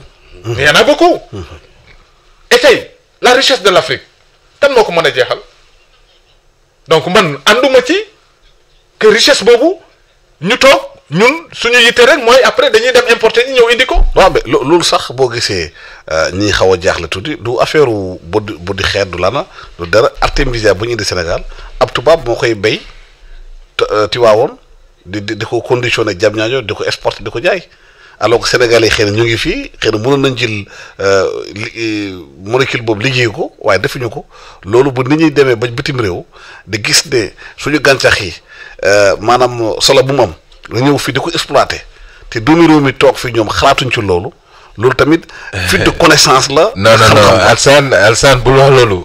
damay laajte. waaw Alsane aujourd'hui tey man damay tirer chapeau pharmacien yi parce que am na ñaari. boobu forme dama ne ñuy exploité gàncax bi artémisia par exemple am na ko xamante ne ci Tiwaawoon la koy defaree. waaw la koy def ak condition di ko jaay ci réew mi te kooku du sénégalais pur dafa ñëw bitim réew gis li xamante ne moom mooy. njëriñam ci gàncax yi mu defar ko alors que bu ñu dooleeloon Sénégalais yi. merci beaucoup mën nañ def liggéey boobu. voilà wax jooju wax nga rek mooy bu ñu dooleeloon bañ a gestu loolu mooy indi. li exactement bañ a gestu suñu patrimoine. exactement maanaam ci garab yooyu. voilà je pense que wax nga lépp aujourd'hui accompagner un état dafa war a nekk dans la prévention dañ naan gouverner c'est prévoir. alors dem nga ba gis ne cible bi amal na la njëriñ ci sa askan parce que il ne faut pas voir seulement le secteur en tant que tel. da ngay xool l'intérêt de la santé publique da ngay xool la menace qui pèse sur notre santé sànq ni mu ko waxee mais man damay tiit quoi parce que mënuñu nekk un pays qui est à 90 ou 95% d'importation de médicaments cette tendance dañ ko war a inverser et dafa war a nekk priorité. que l'autorité sente que lii c'est une bombe à retardement et je pense que aujourd'hui depuis que le Sénégal est Sénégal mosuñoo yegg ci une décision boo xam ne France da koy jël pour interdire un certain nombre de molécules yoo xam ne dañuy intervenir ci benn maladie mais tey bu demoon ba nekk gamme bu beaucoup plus large wax naa ko sànq. donc c'est une menace donc par rapport à cela je pense que ce qu'il nous faut c'est d'abord avoir un dispositif réglementaire problème bi coow li lépp loi bi la. coow li lépp foofu la mooy yoon bu tëral bu doxal yoon ku nga nekk li nga war a doon nga doon ko li nga warta doon nga bako mais est-ce que lobby yi dañu tere justement dispositif parlementaire parce que arrangé wu leen xëy na am nañ ci importation garab yi si am ni xamante ne laka noonu xaalis bu bare bi xamante ne bu ñu bëggee def réglementation dañuy peser ci balance bi pour boo bañ am parce que importation moo leen arrangé. en tout cas wala ci marché noir dañuy wax. merci beaucoup. voilà ça si vous parlez de marché noir je suis tout à fait d'accord. ci la bokk. mais aujourd'hui par rapport au circuit du pharmacien des médicaments légalement importés le circuit est clair. Ouais, mais circuit c'est clair. marché noir mais maintenant ce marché noir là. Pourquoi qu'est-ce qui justifie jusque-là que ce marché-là de prospérer? Qu'est-ce qui justifie jusque-là ce marché-là ne peut pas disparaître? xëy na lobby yi la xëy na lobby yi ñoo téye marché noir ba ñu dem fale ca Louga fekk fa Mountaga Kane ñu ngi lay nuyu allo Mountaga Kane yaa ñuy déglu. waaw ñu ngi leen fay. waaw Mountaga xanaa suba ba léegi da nga doon nelaw. non kii bi ci ligne bi la ñu ngi doon dégg mais de son bi moo du woon ñëw. dëgg la Mountaga ñu ngi di waxtaan ci médecine moderne médecine traditionnelle ban mooy njeexital ci ñaari maanaam faj yooyu pour ñu peser ci plante yi peser ci lépp pour xool ak coronavirus bi Louga région bi xamante ne ñu bëri dañuy yëngu ci médecine traditionnelle waaye dañ ko war a réglementer. maa lay déglu Mountaga. waaw xam nga fii ci Louga moom. xam nga fii li ci ëpp suñu mbokk pël yi ñi nga xamante ni dañu nekk ci àll bi xam garab bu baax a baax di liggéey ci wàllu garab bari nañu fii lool. mën nañu wax ne sax duñu fi jeex parce que foo dem da ngeen di gis ñu xam àll bi lool waaye ñoom bu ngeen rencontré li ñuy wax ñoom seen jafe-jafe moo di ñoom li ñuy faral di wax ne dafa am cancer yoo xamante ni booy jël garab yi dafay am cancer ba ñu bëri dañuy commencé di leen daw nem loolu mën nañu ko comprendre ñoom parce que dañuy wax ne ñoom amuñu dosage bu mat da ngay ñëw di jël noonu garab yi noonu donc di indi insuffisance rénale ak yooyu ñoom wax nañ ne loolu parce que ñoom nit ñi leen ko jàngale dosage bi nga xam ne moom noonu lañ ko yëgee te di ko joxee noonu tamit nit ñi amul benn danger ci wàllu boobu ñoom loolu bokk na ci leen metti parce que nee nañ loolu daf mel ni intoxication boo xamante ne ni de intox boo xamante ne day mel ni day yàq daal li nga xamante ni moo di seen liggéey ci wàllu nag ñi nga xamante ni ñoom ñoo bokk ci organisation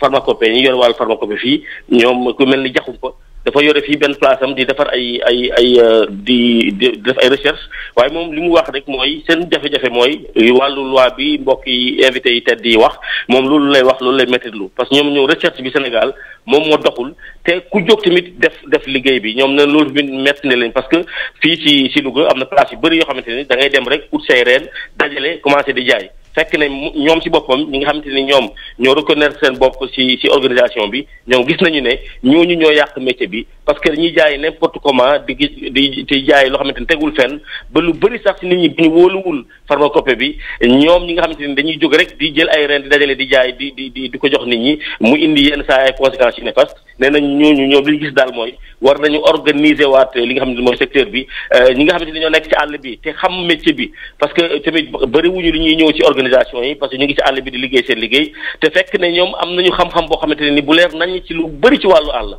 loo leen wax ci garab boo leen wax nañu lu ñuy xam na lu muy jariñ muy reen yi di xob yi di doom yi di lépp mais boolewuñu leen ci li nga xamante ni moom moo di ñoom xam ñu sax ne am na organisation yu am ak yu amul parce que kenn consulté wu leen donc ci gàttal daal fii ci Louga moom wax dëgg yàlla nit ñi ñu ngi jënd reen yi bu baax parce que boo demee ci mbedd yi da ngay gis ñuy jaay garab mais am na client parce que nit ñi li ci ëpp dañuy dem ci garab ci ñi nga xamante ne ñooy jaay garab bu traditionnel yi parce que tout simplement yu bëri amuñu moyen dem pharmacie parce que foofu takk fukki dërëm takk 200 takk 300 ñu ne bon lii bu fekkee lii moo lay metti takk 300 mu ngi noonu yomb na mais aussi am na danger te loolu aussi wax dëgg yàlla nekk loo xamante ne war nañ ko mën a xool.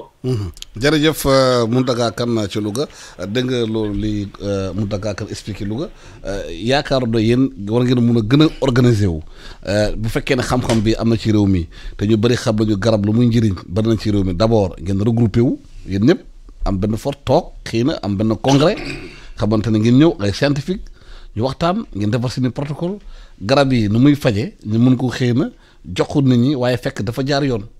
waaw loolu am na au niveau de la médecine traditionnelle am nañu depuis des années chaque 31 août dañuy organiser journée de la médecine traditionnelle africaine. dañ koy def pendant deux jours à peu près dañ koy préparer mais boo gisee affaire bi di sox ba tey cadre juridique moo lay wax nii moo amul. est-ce que da nga yaakaar ne cadre juridique boobu lu ko freiné dafa am lobby nekk ci ginnaaw di ko bës pour mu bañ am. ah je crois que loolu mun na nekk. parce que yàgg nañ ko wax de. parce que tant que on ne reconnaît pas du ñu xam kan mooy tradipraticien kan moo nekkul. dégg nga kenn mënul tere nit. di jaay ci mbedd mi bu ma gis tradipraticien di def perfusion. damay tiit gis naa tradipraticien yoo xam ne dañuy dem wol comprimé pharmacie di ko laxas di joxe soi-disant tradipraticien signalé naa ko dans toutes les instances. mooy escroc yi bari nag ci. bari na mais ban yoon ngay jàll pour jàpp ñooñu pour tere boo waxee au niveau de notre cellule au niveau du ministère ñu ne voilà nous on a saisi les autorités compétentes mais ça s'arrête là des tradipraticiens qui font des perfusions. Ça, c'est très grave. Si la médecine traditionnelle devient plus chère que la médecine moderne, ça n'a pas de sens. Ça n'a pas de sens. Moi, ce que je ne comprends pas, au Sénégal, c'est par exemple l'aydour. L'aydour, plante la boo xam ne pour ku lekk du gaaw a rees boo ko naanee constipation boo lekk du gaaw a rees boo ko naanee ngoon bu bër setee nga dem normalement à la waaw alpulaar bi ñu ma déglu xam nañu luy farajël boo demee Fuuta voilà yooyu boo amee problème constipation suñu maam yi dañ doon jël def ko ci sow nga naan ko boo naan sa biir bi lâché. D'ailleurs ENDA def na fee jéego bu rëy au niveau de Neurodirib dafa organiser femmes yi di béy cette laydour boobu amoon na temps boo xam ne dafay alimenter pharmacie yu bare mbuus bi 250 wala 350 la jar.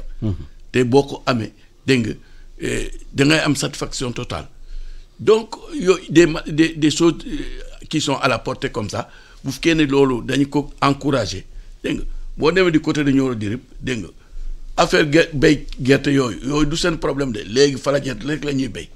te dañu kiy dund dañu kiy am seen soos. mais est-ce que du ñàkk farlu ci loolu moo tax ni ñuy jógee bitim réew am seen xam-xam ubbi ay investisseurs xam ne garab bi mun naa faj lu bëri ñëw implanté wu fii di ko béy parce que am na sax kenn ki xamante ne buy lay defar Thiès def ko en poudre conditionné ko exporté ko. parce que dañu ci tubaab bi dañ ne buy lu muy joxe comme énergie nit bu ko jég suba teel lu am solo la. xam naa organisation boobu dañuy jël buy et la poudre de buy des tonnes et des tonnes. donc exporté ko ay tubaab la boo leen gisee amuñu sa welo. amuñu woto sax welo sax amuñu ko mais boo leen gisee nga defee ne c'est des va-nu-pieds ils ont des milliards dégg nga buy la ñu jël dégg nga ak tulukuna. dégg nga ak nu mu tuddee nebedaay dégg nga ak comment dirais-je l'huile de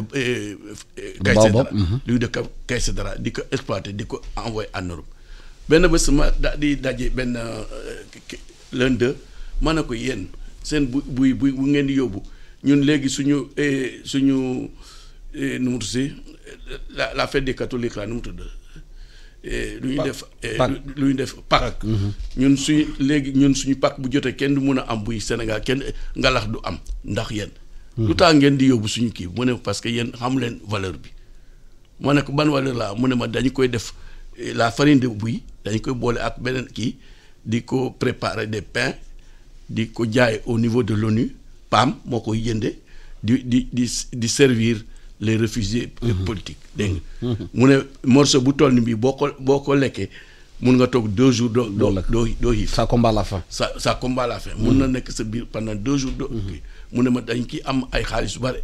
comme yéen xam leen lu ngeen jëriñ loolu ils sont là c'est les tubaab qui sont là sur place. docteur lu mu wax noonu est-ce que yéen sax yéen médecins yi yéen pharmaciens yi ba la organiser woon industrie nekk seen ginnaaw mu ngeen transformer loolu di ko jaay suñu pharmacie yi parce que puisque am na njeexital ci nit ñi. mais balaa loolu sax boobu soree na sax. mais lay duur bi. lay duur bi lu tax ñuy commandé fructine di boo jëmale bitim réew la jógee ñëw fii mais lay duuraa ngi fi nañu ko vulgariser pharmacie yëpp am ko mais am na pharmacie yu bare boo demee doo am lay duur te 300 francs rek la jar te c'est très efficace. et femmes yi ñu constipation yooyu. waaw constipation. non man nga xam man mii sax wax yow mii. donc de la juddoo fa la màggee des choses légères comme ça le sirop de nguer amoon na au Sénégal contre les bronchites de l'asthme mais amatul léegi lu war loolu. est-ce que war nañu investir créneau boobu. c'est industriel c'est important ñu xool garab yooyu ñuy exporter. ñi di jógee bitim réew ñu ko di exporter fekk fii Sénégal ñu ko defar fii transformer ko fii jaay ko muy plus-value. Oui, je pense que amul lu ko gën a am solo li mu wax ni loo xamante ni c'est des produits naturels ñu war ko mën a exploiter war ko mën a permettre déjà. transformer réew mi mën ko jëriñoo. créer emploi. Je pense que là aussi am na une unité de transformation bu fi nekk ah ñuy wax ITA. ITA léegi nañ ci loolu. je pense que ñu ngi ciy dox ñoom it lu bari. waaw dañuy gëstu ci loolu. parce que cela aussi. ci plante am na ci loo xamante ni par rapport en fait au complément alimentaire et tout je pense que nit ku ci nekk libre nga ci mais dama bëgg revenir également ci aspect connotation médicament c'est-à-dire que mon oncle Gawsu le problème ni nga ko comprendre bu fekkoonte ne ñiy lancé wu tey ci médecine traditionnelle ñëpp la tey organiser la médecine traditionnelle ne pose pas de problème. Il y a des gens comme ni nga ko waxee man gis naa un tradipraticien dans une localité du ma ko citer. boo xamante ni dañuy dafay faj problème mu cataracte. Quand j'ai découvert que lan lay utiliser du Sterdex moom lay dem jënd ci pharmacie fab ko di ko jël ay potions di ko.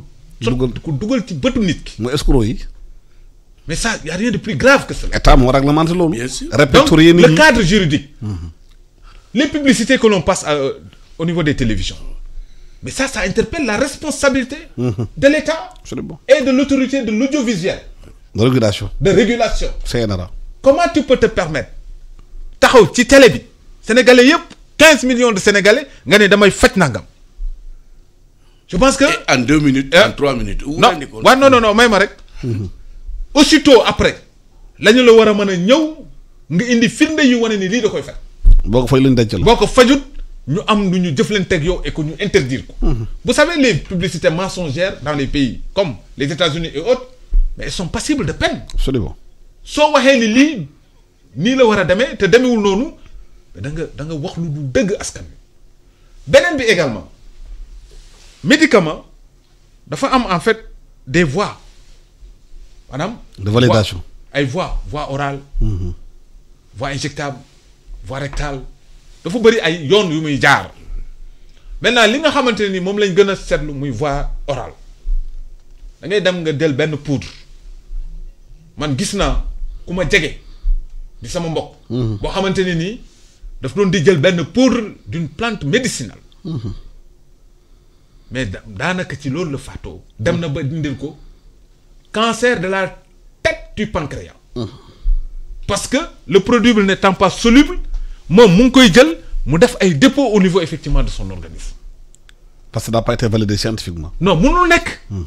parce que boo jëlee poudre bi nga jël ko il faut que nga dem déterminer le procédé scientifique buy mën a permettre poudre bi ci lan la mën a seey.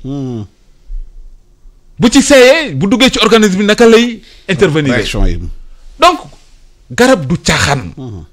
moi je dis maa kii njëkk a tàccu tey gis Afrique et je ne parle pas seulement du Sénégal aujourd'hui dafa nekk des enjeux yu interpeller l'Afrique dans sa globalité pour que ñu am véritablement des matières premières yoo xam ne nii ci suñu richesse su nature ci lay jóge ñu ci defar suñuy garab. Donc on n'a pas besoin d'importer ces médicaments. Mais maintenant ni ñu ko bëgg defee en tout cas ku mel ni man si j'étais l'autorité tey du ma leen ko may parce que nag procédé scientifique lépp lu nit kiy def dafa war a mën a basé wu ci xam-xam bu leer nañ. pour que ëllëg du mën a lor askan wi. Et je pense que de ce point de vue donc vous avez beaucoup plus intérêt vous seen biir ngeen déem a organiser wu segg ñi nga xamante ne ni dañoo dugg ci mbir mi te bokkuñ ci. bu boobaa mais vous reconnaître c'est un avantage. bu boobaa avec quel moyen. mais avec quel moyen moi je dis par exemple ñun woote nañ fii pour que tey ñu intégrer ñu au niveau de l'UEPS maanaam muy ordre des médecins ordre des pharmaciens ordre des chirurgiens ordre des dentistes ñu toog ministère de la santé les tradipraticiens ñi nga xamante ni dañu accepter dem ci des procédés scientifiques. pour que ñu mën leen a encadrer pour que ñu am un cadre bu mën a permettre effectivement li ñu def. ça c'est de notre intérêt. Absolument. On n'a aucun intérêt pour di naan non duñ ko fi defee d'autant plus que y a pas une réglementation bu ko empêcher. mais suñ ko mënee organiser c'est tant mieux. Absolument. Et que nit ñi ñu wutal leen des modules de formation. C'est important. ku ci génn ñu mën la reconnaître ne ne yow tu es spécialisé dans tel. ñu jëlee vous avez bien dit que vous êtes phytothérapeute non. Oui. Alors mais am na koo xamante ni danaan moom mocc lay def mën naa faj cancer keneen leneen ne corona bi sax mën naa ko faj.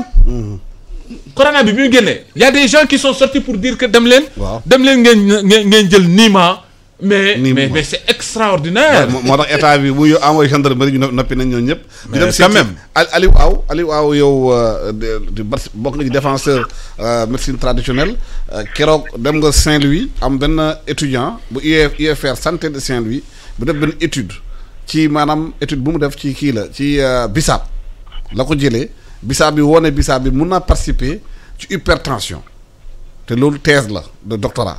li docteur Gawsu doon wax mooy am na thèse yu bëri ñu def ci médicament ci plante yi waaye bu ñu ko defee dañ koy dugg ci tiroir yi bàyyi ko foofu bu ñu ko jëfandikoo Aliou waaw.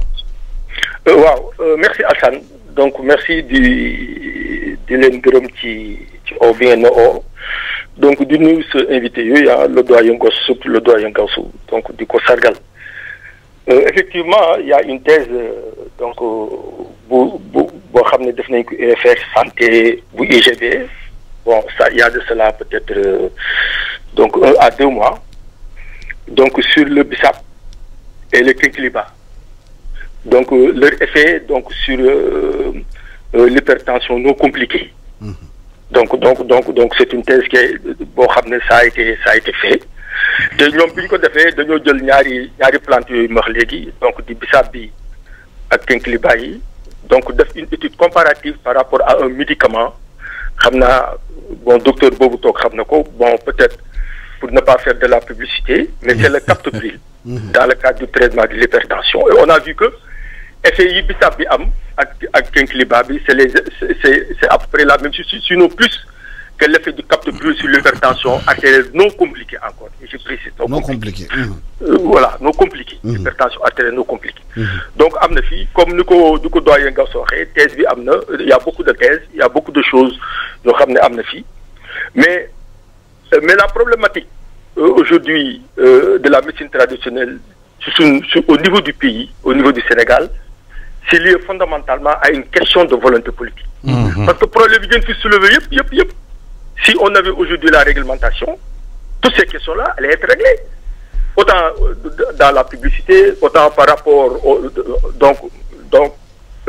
les charlatans autant par rapport donc à la question de ceux qui prétendent pouvoir faire beaucoup de choses autant aussi par rapport à la question de l'industrie pharmaceutique parce que il y a am na fi benn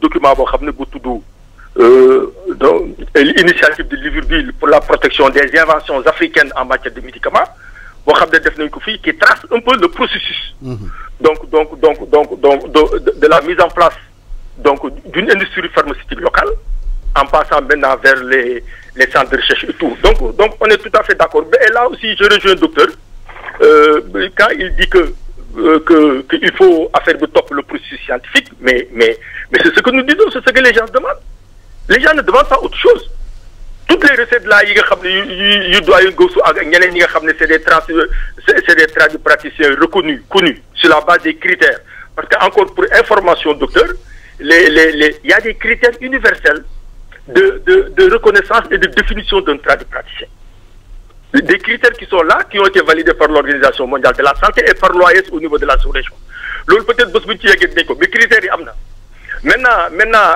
maintenant ñooñu bu ñu ko defee ba topp ci processus boobu peut-être dinañ mën a xam qui est qui et qui fait quoi mais l'organisation là ñu ma ko waxee encore fondamentalement c'est la question de la volonté politique règle bi buñ ko réglementer tous les questions yi nga xam ne moo ci nekk yi ngeen soulever dina mën a def mais pour la publicité ñiy toog ci télé bi autant le docteur wax na ko léegi ne ñoom doyen Gawsu nañ seet ñi nekk ci seen biir ñu tànni ko mais autant aussi ñoom léegi boo demee y a tellement de dépôts pharmaceutiques des gens qui n'ont jamais fait le truc qui n'ont jamais fait donc la pharmacie yore ay dépôts di jaay ay garab loolu am na. kooku aussi c'est un autre accès boo xam ne ñoom it ci war nañ cee dox seen tànk tuuti.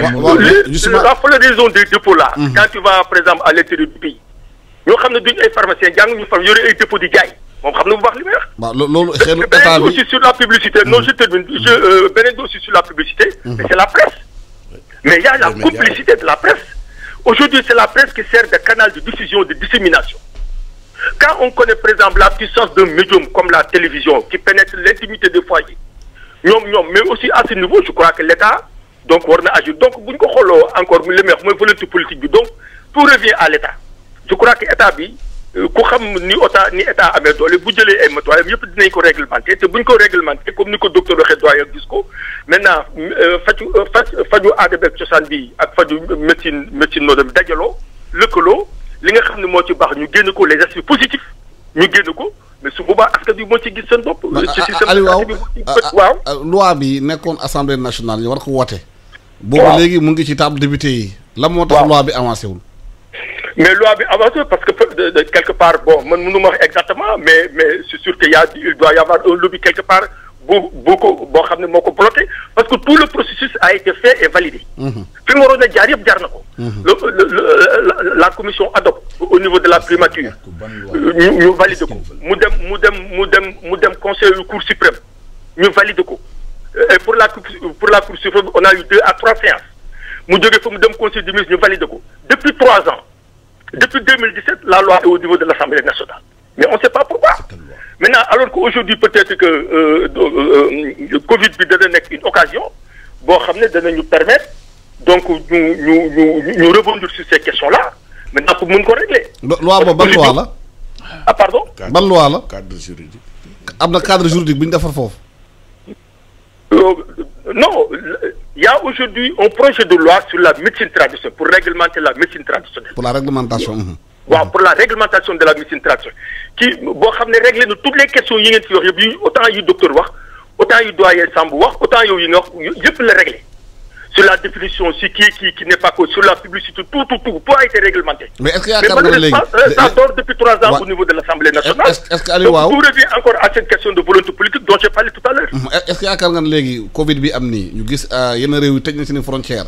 ñu gis que Chine dafa sukkandiku ci médecine traditionnelle ak médecine moderne combiner ñaar yi intelligemment pour mun a faj ay nit yaakaar nga Sénégal fu ñu toll nii ci xalaat bu ñuy wax nouveau Sénégal ou bien nouveau monde. daañu dugal loolu ci xalaat bi pour ñu bañ a di nekk otage importation médicaments. mais Alassane on est obligé parce que aujourd'hui la médecine traditionnelle est sujet d'actualité et enjeu de développement mondial tey c'est la médecine traditionnelle qui s'est imposée à l'actualité non donc on est obligé cette obligation là moo war a tax ñu war a maintenant exploiter toutes les possibilités offertes par notre pharmacopée. Mais si, par exemple, au niveau africain, nous avons 30 000 espèces de plantes médicinales. Le débat mondial sur la chloroquine aujourd'hui. Donc la chloroquine, l'hydroxychloroquine, c'est un dérivé du quinquina. Le quinquina, c'est une plante médicinale. Depuis ce matin, vous parlez de l'artémisia. L'artémisia, c'est une plante médicinale. Doyen Sambou a parlé d'un certain nombre aussi de recettes. J'ai parlé tout à l'heure du bissap et du quinquilibre, des plantes médicinales. Donc finalement, tout revient aux plantes médicinales. Docteur Thibault, presque la majorité des médicaments, il y a des pharmaciens donc reviennent, ça provient des plantes médicinales. Donc moi je crois que c'est comme plante mais l'État doit aller dans en fait c'est ça. Et arrêter d'être à la remorque du Nord. L'Afrique dépend à 95% de ses commandes de médicaments au niveau de l'étranger. Le marché mondial des médicaments, c'est 129 milliards de dollars américains. 129 milliards de dollars américains, c'est 70 790 milliards de francs CFA. Mais cette demande financière-là sur l'économie africaine, moi je crois que ñu war a gëm suñu bopp war a lëkkaloo muy fajkatu aada ba fajkatu cosaan parce que nag askan wi danañ continuer dem ci fajkatu aada ak cosaan yi de kenn mënu ci dara pour deux raisons essentiellement fi mu nekk nii d'abord pour des raisons socioculturelles et liées aussi à la faiblesse du pouvoir d'achat des populations mais am na beneen boo xam ne mooy xew te Covid bi moo ko andi mooy c'est le phénomène de la stigmatisation. Avec le phénomène de la stigmatisation, les populations, il y a les structures de santé, des daw. Les structures de santé, des problèmes de santé, voilà. Moi, je crois que l'autre de raison, aussi un élément dans le cadre de la surveillance des maladies à potentiel épidémique comme le Covid. Parce que si vous avez un malade qui présente ces signes, on a alerter, on a détecter et alerter précocement. On a un ensemble de choses donc dañ ko war a mën a tenir en compte maintenant il faudrait mais aussi que nos collègues aussi de la médecine moderne autant les pharmaciens et autres qu'ils soient beaucoup plus humbles qu'ils respectent maintenant l'autre ba nga xam ne dañuy mën a lëkkaloo ba nga xam ne askan bi liñ soxla ci garab ci faj dinañ ko mën a am pour le bonheur de notre système de santé et des populations sénégalaises. jërëjëf Aly yow ñu lay gërëm de la sant dégg nga problématique yi mu posé mooy lëkkaloo bi ngeen a war a def liggéey ensemble te surtout enjeu financier milliards ñuy importer médicaments yi Afrique bu fekkoon maan boobu desoon na ci réew ñu organiser ko réglementer ko ni nga ko bëggee ñuy réglementé wu xëy na mun na am njëkkital ci réew yi. Alassane je pense que li mu wax lii yëpp defe naa développé nañ ko. dafa ñëw tout simplement gën ko confirmer fenn rek la bëgg a attirer attention mooy d'abord que amuñu problème avec médecine traditionnelle.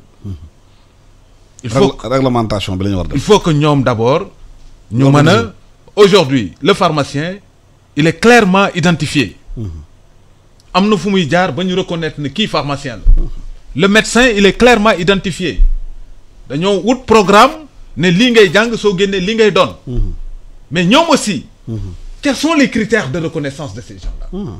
chacun se lève jóg ne damay faj. non là ça ne peut pas passer. absolument une telle loi ne peut pas prospérer dans un pays. loi bi da ko réglementer. ñu xam ku nekk c'est pas possible.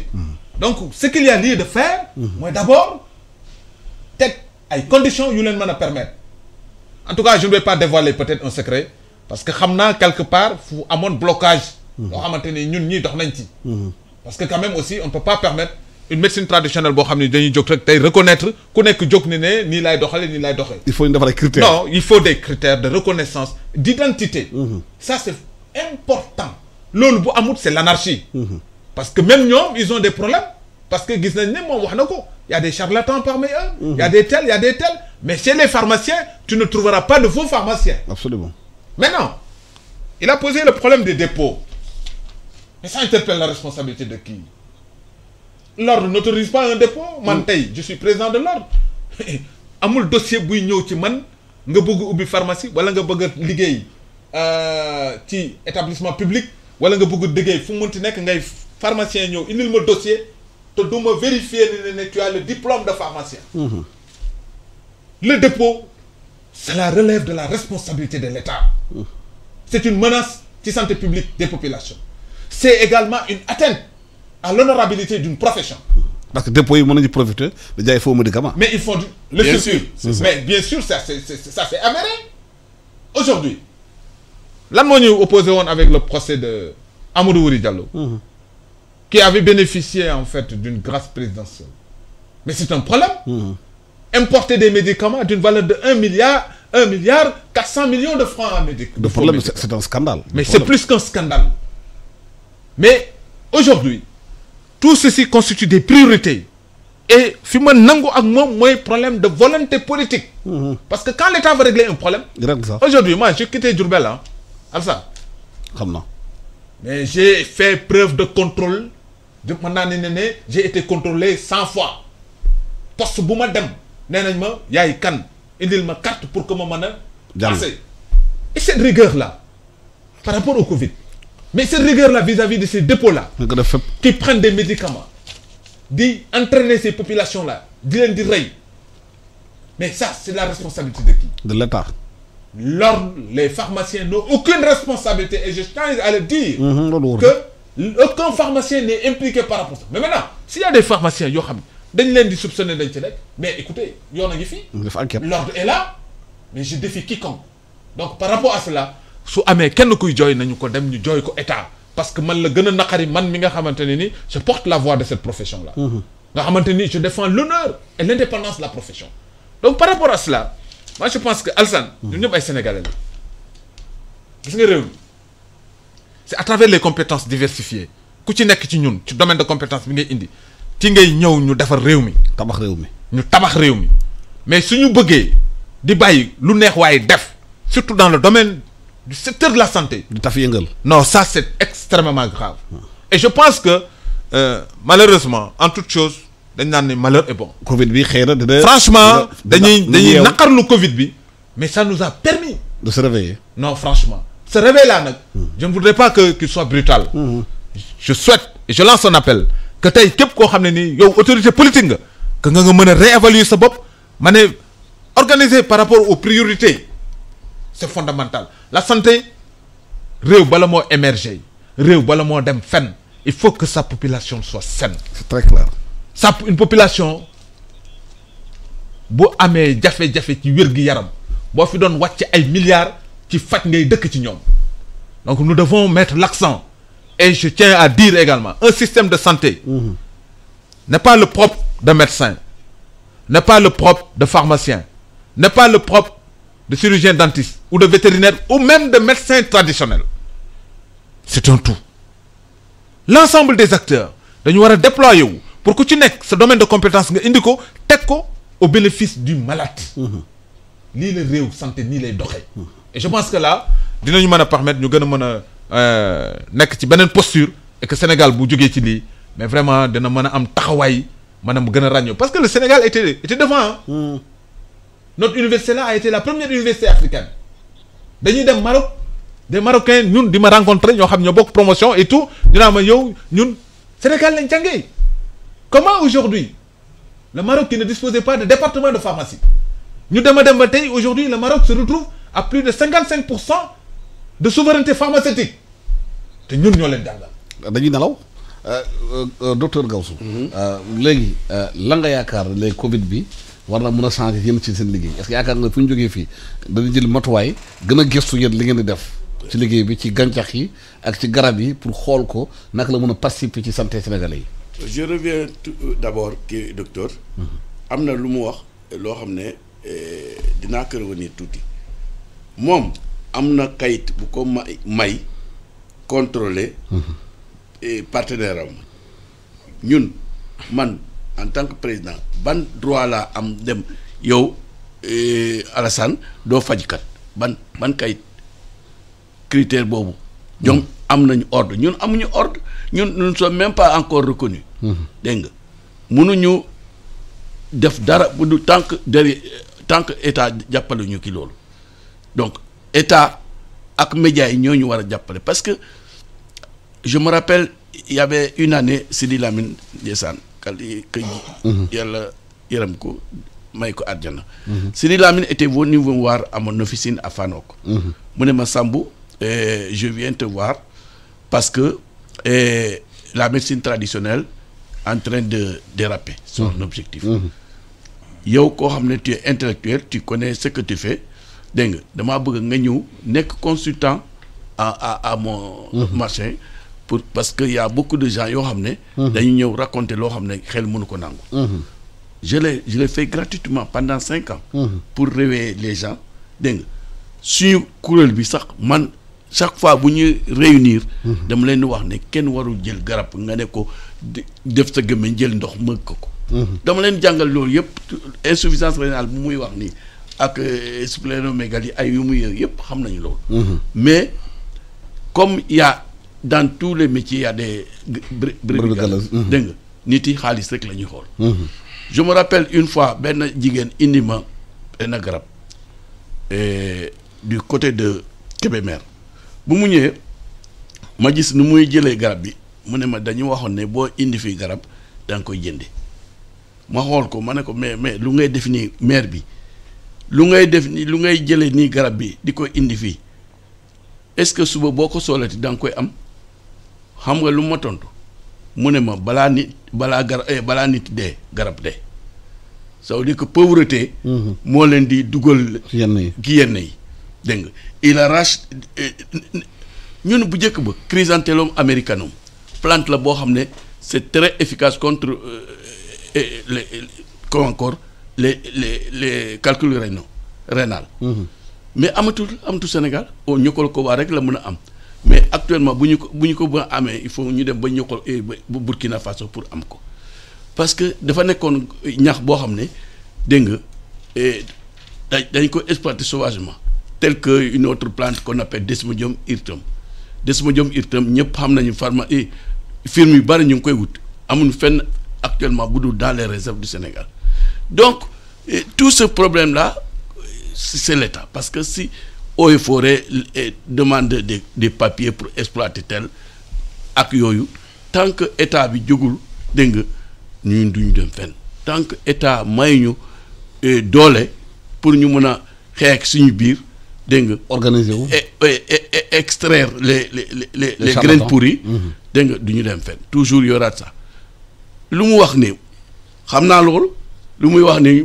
man ku ñëw ki man mu ne ma dama am katara man ne dama la ne carrément bokkul ci suma faj dégg nga mais am na ñoo xam ne boo taxaw rek lu feebar boo mënta wax rek ñu ne la am naa solution parce que y a l'argent qui est là donc yooyu dina dañ bu fekkee ne gouvernement jàppale nañu dinañ dañ parce que loo gis rek dégg nga diisoo la bu ñu diisoo rek dégg nga conscientiser les gens loolu yëpp dina dañ dégg nga donc comme a été notre coordinateur au niveau du ministère de la santé dégg nga moo dirige nee na am na critère de reconnaissance des tradipraticiens am na sax bu nekk am na gouvernement bi def na ko mais c'est pas appliqué c'est pas appliqué waaw mooy décision yi ci rek ñi demoon dans les quartiers diw kay la nekk fii fajkat lan lay faj gouvernement def na enquête boobu au niveau de marché mais c'est resté dans les tiroirs donc c'est comme ça. Alassane waaw moi je pense que Gawsu en fait c'est ma contribution hein. Moi je pense que bu ngeen bëggee gën a mën a dem il faut que ngeen accepter ñu aménager en fait au niveau du département au niveau de la faculté yi module buy former buy sanctionner les diplômes cursus ku ci nekk ses spécialisations mais bu ñu bëggee dem à travers une enquête état jóg dugg ci ay quartier di laaj kii kañ la commencé faj ça c'est l'empirisme ça loolu c'est pas scientifique xëy na bu ñu génnee ci Covid bi état bi daañu xalaat dugal module de formation à la mais c'est important aujourd'hui vous avez cité le Burkina moi dans le cadre de nos rencontres avec ces présidents-là mais dañ fay dem on se rend compte que les tradipraticiens ñoo njëkk a nangu soumettre aux exigences par rapport aux procédés scientifiques Côte d'Ivoire c'est la même chose ils ont des professeurs yu nekk à l'université qui travaillent de concert avec eux di leen di defal des formations yu leen mën a permettre ñu mën leen a reconnaître loolu c'est important man je dis que su fekkoon ne tous les tradipraticiens en tout cas comme yow nii ma partagé yow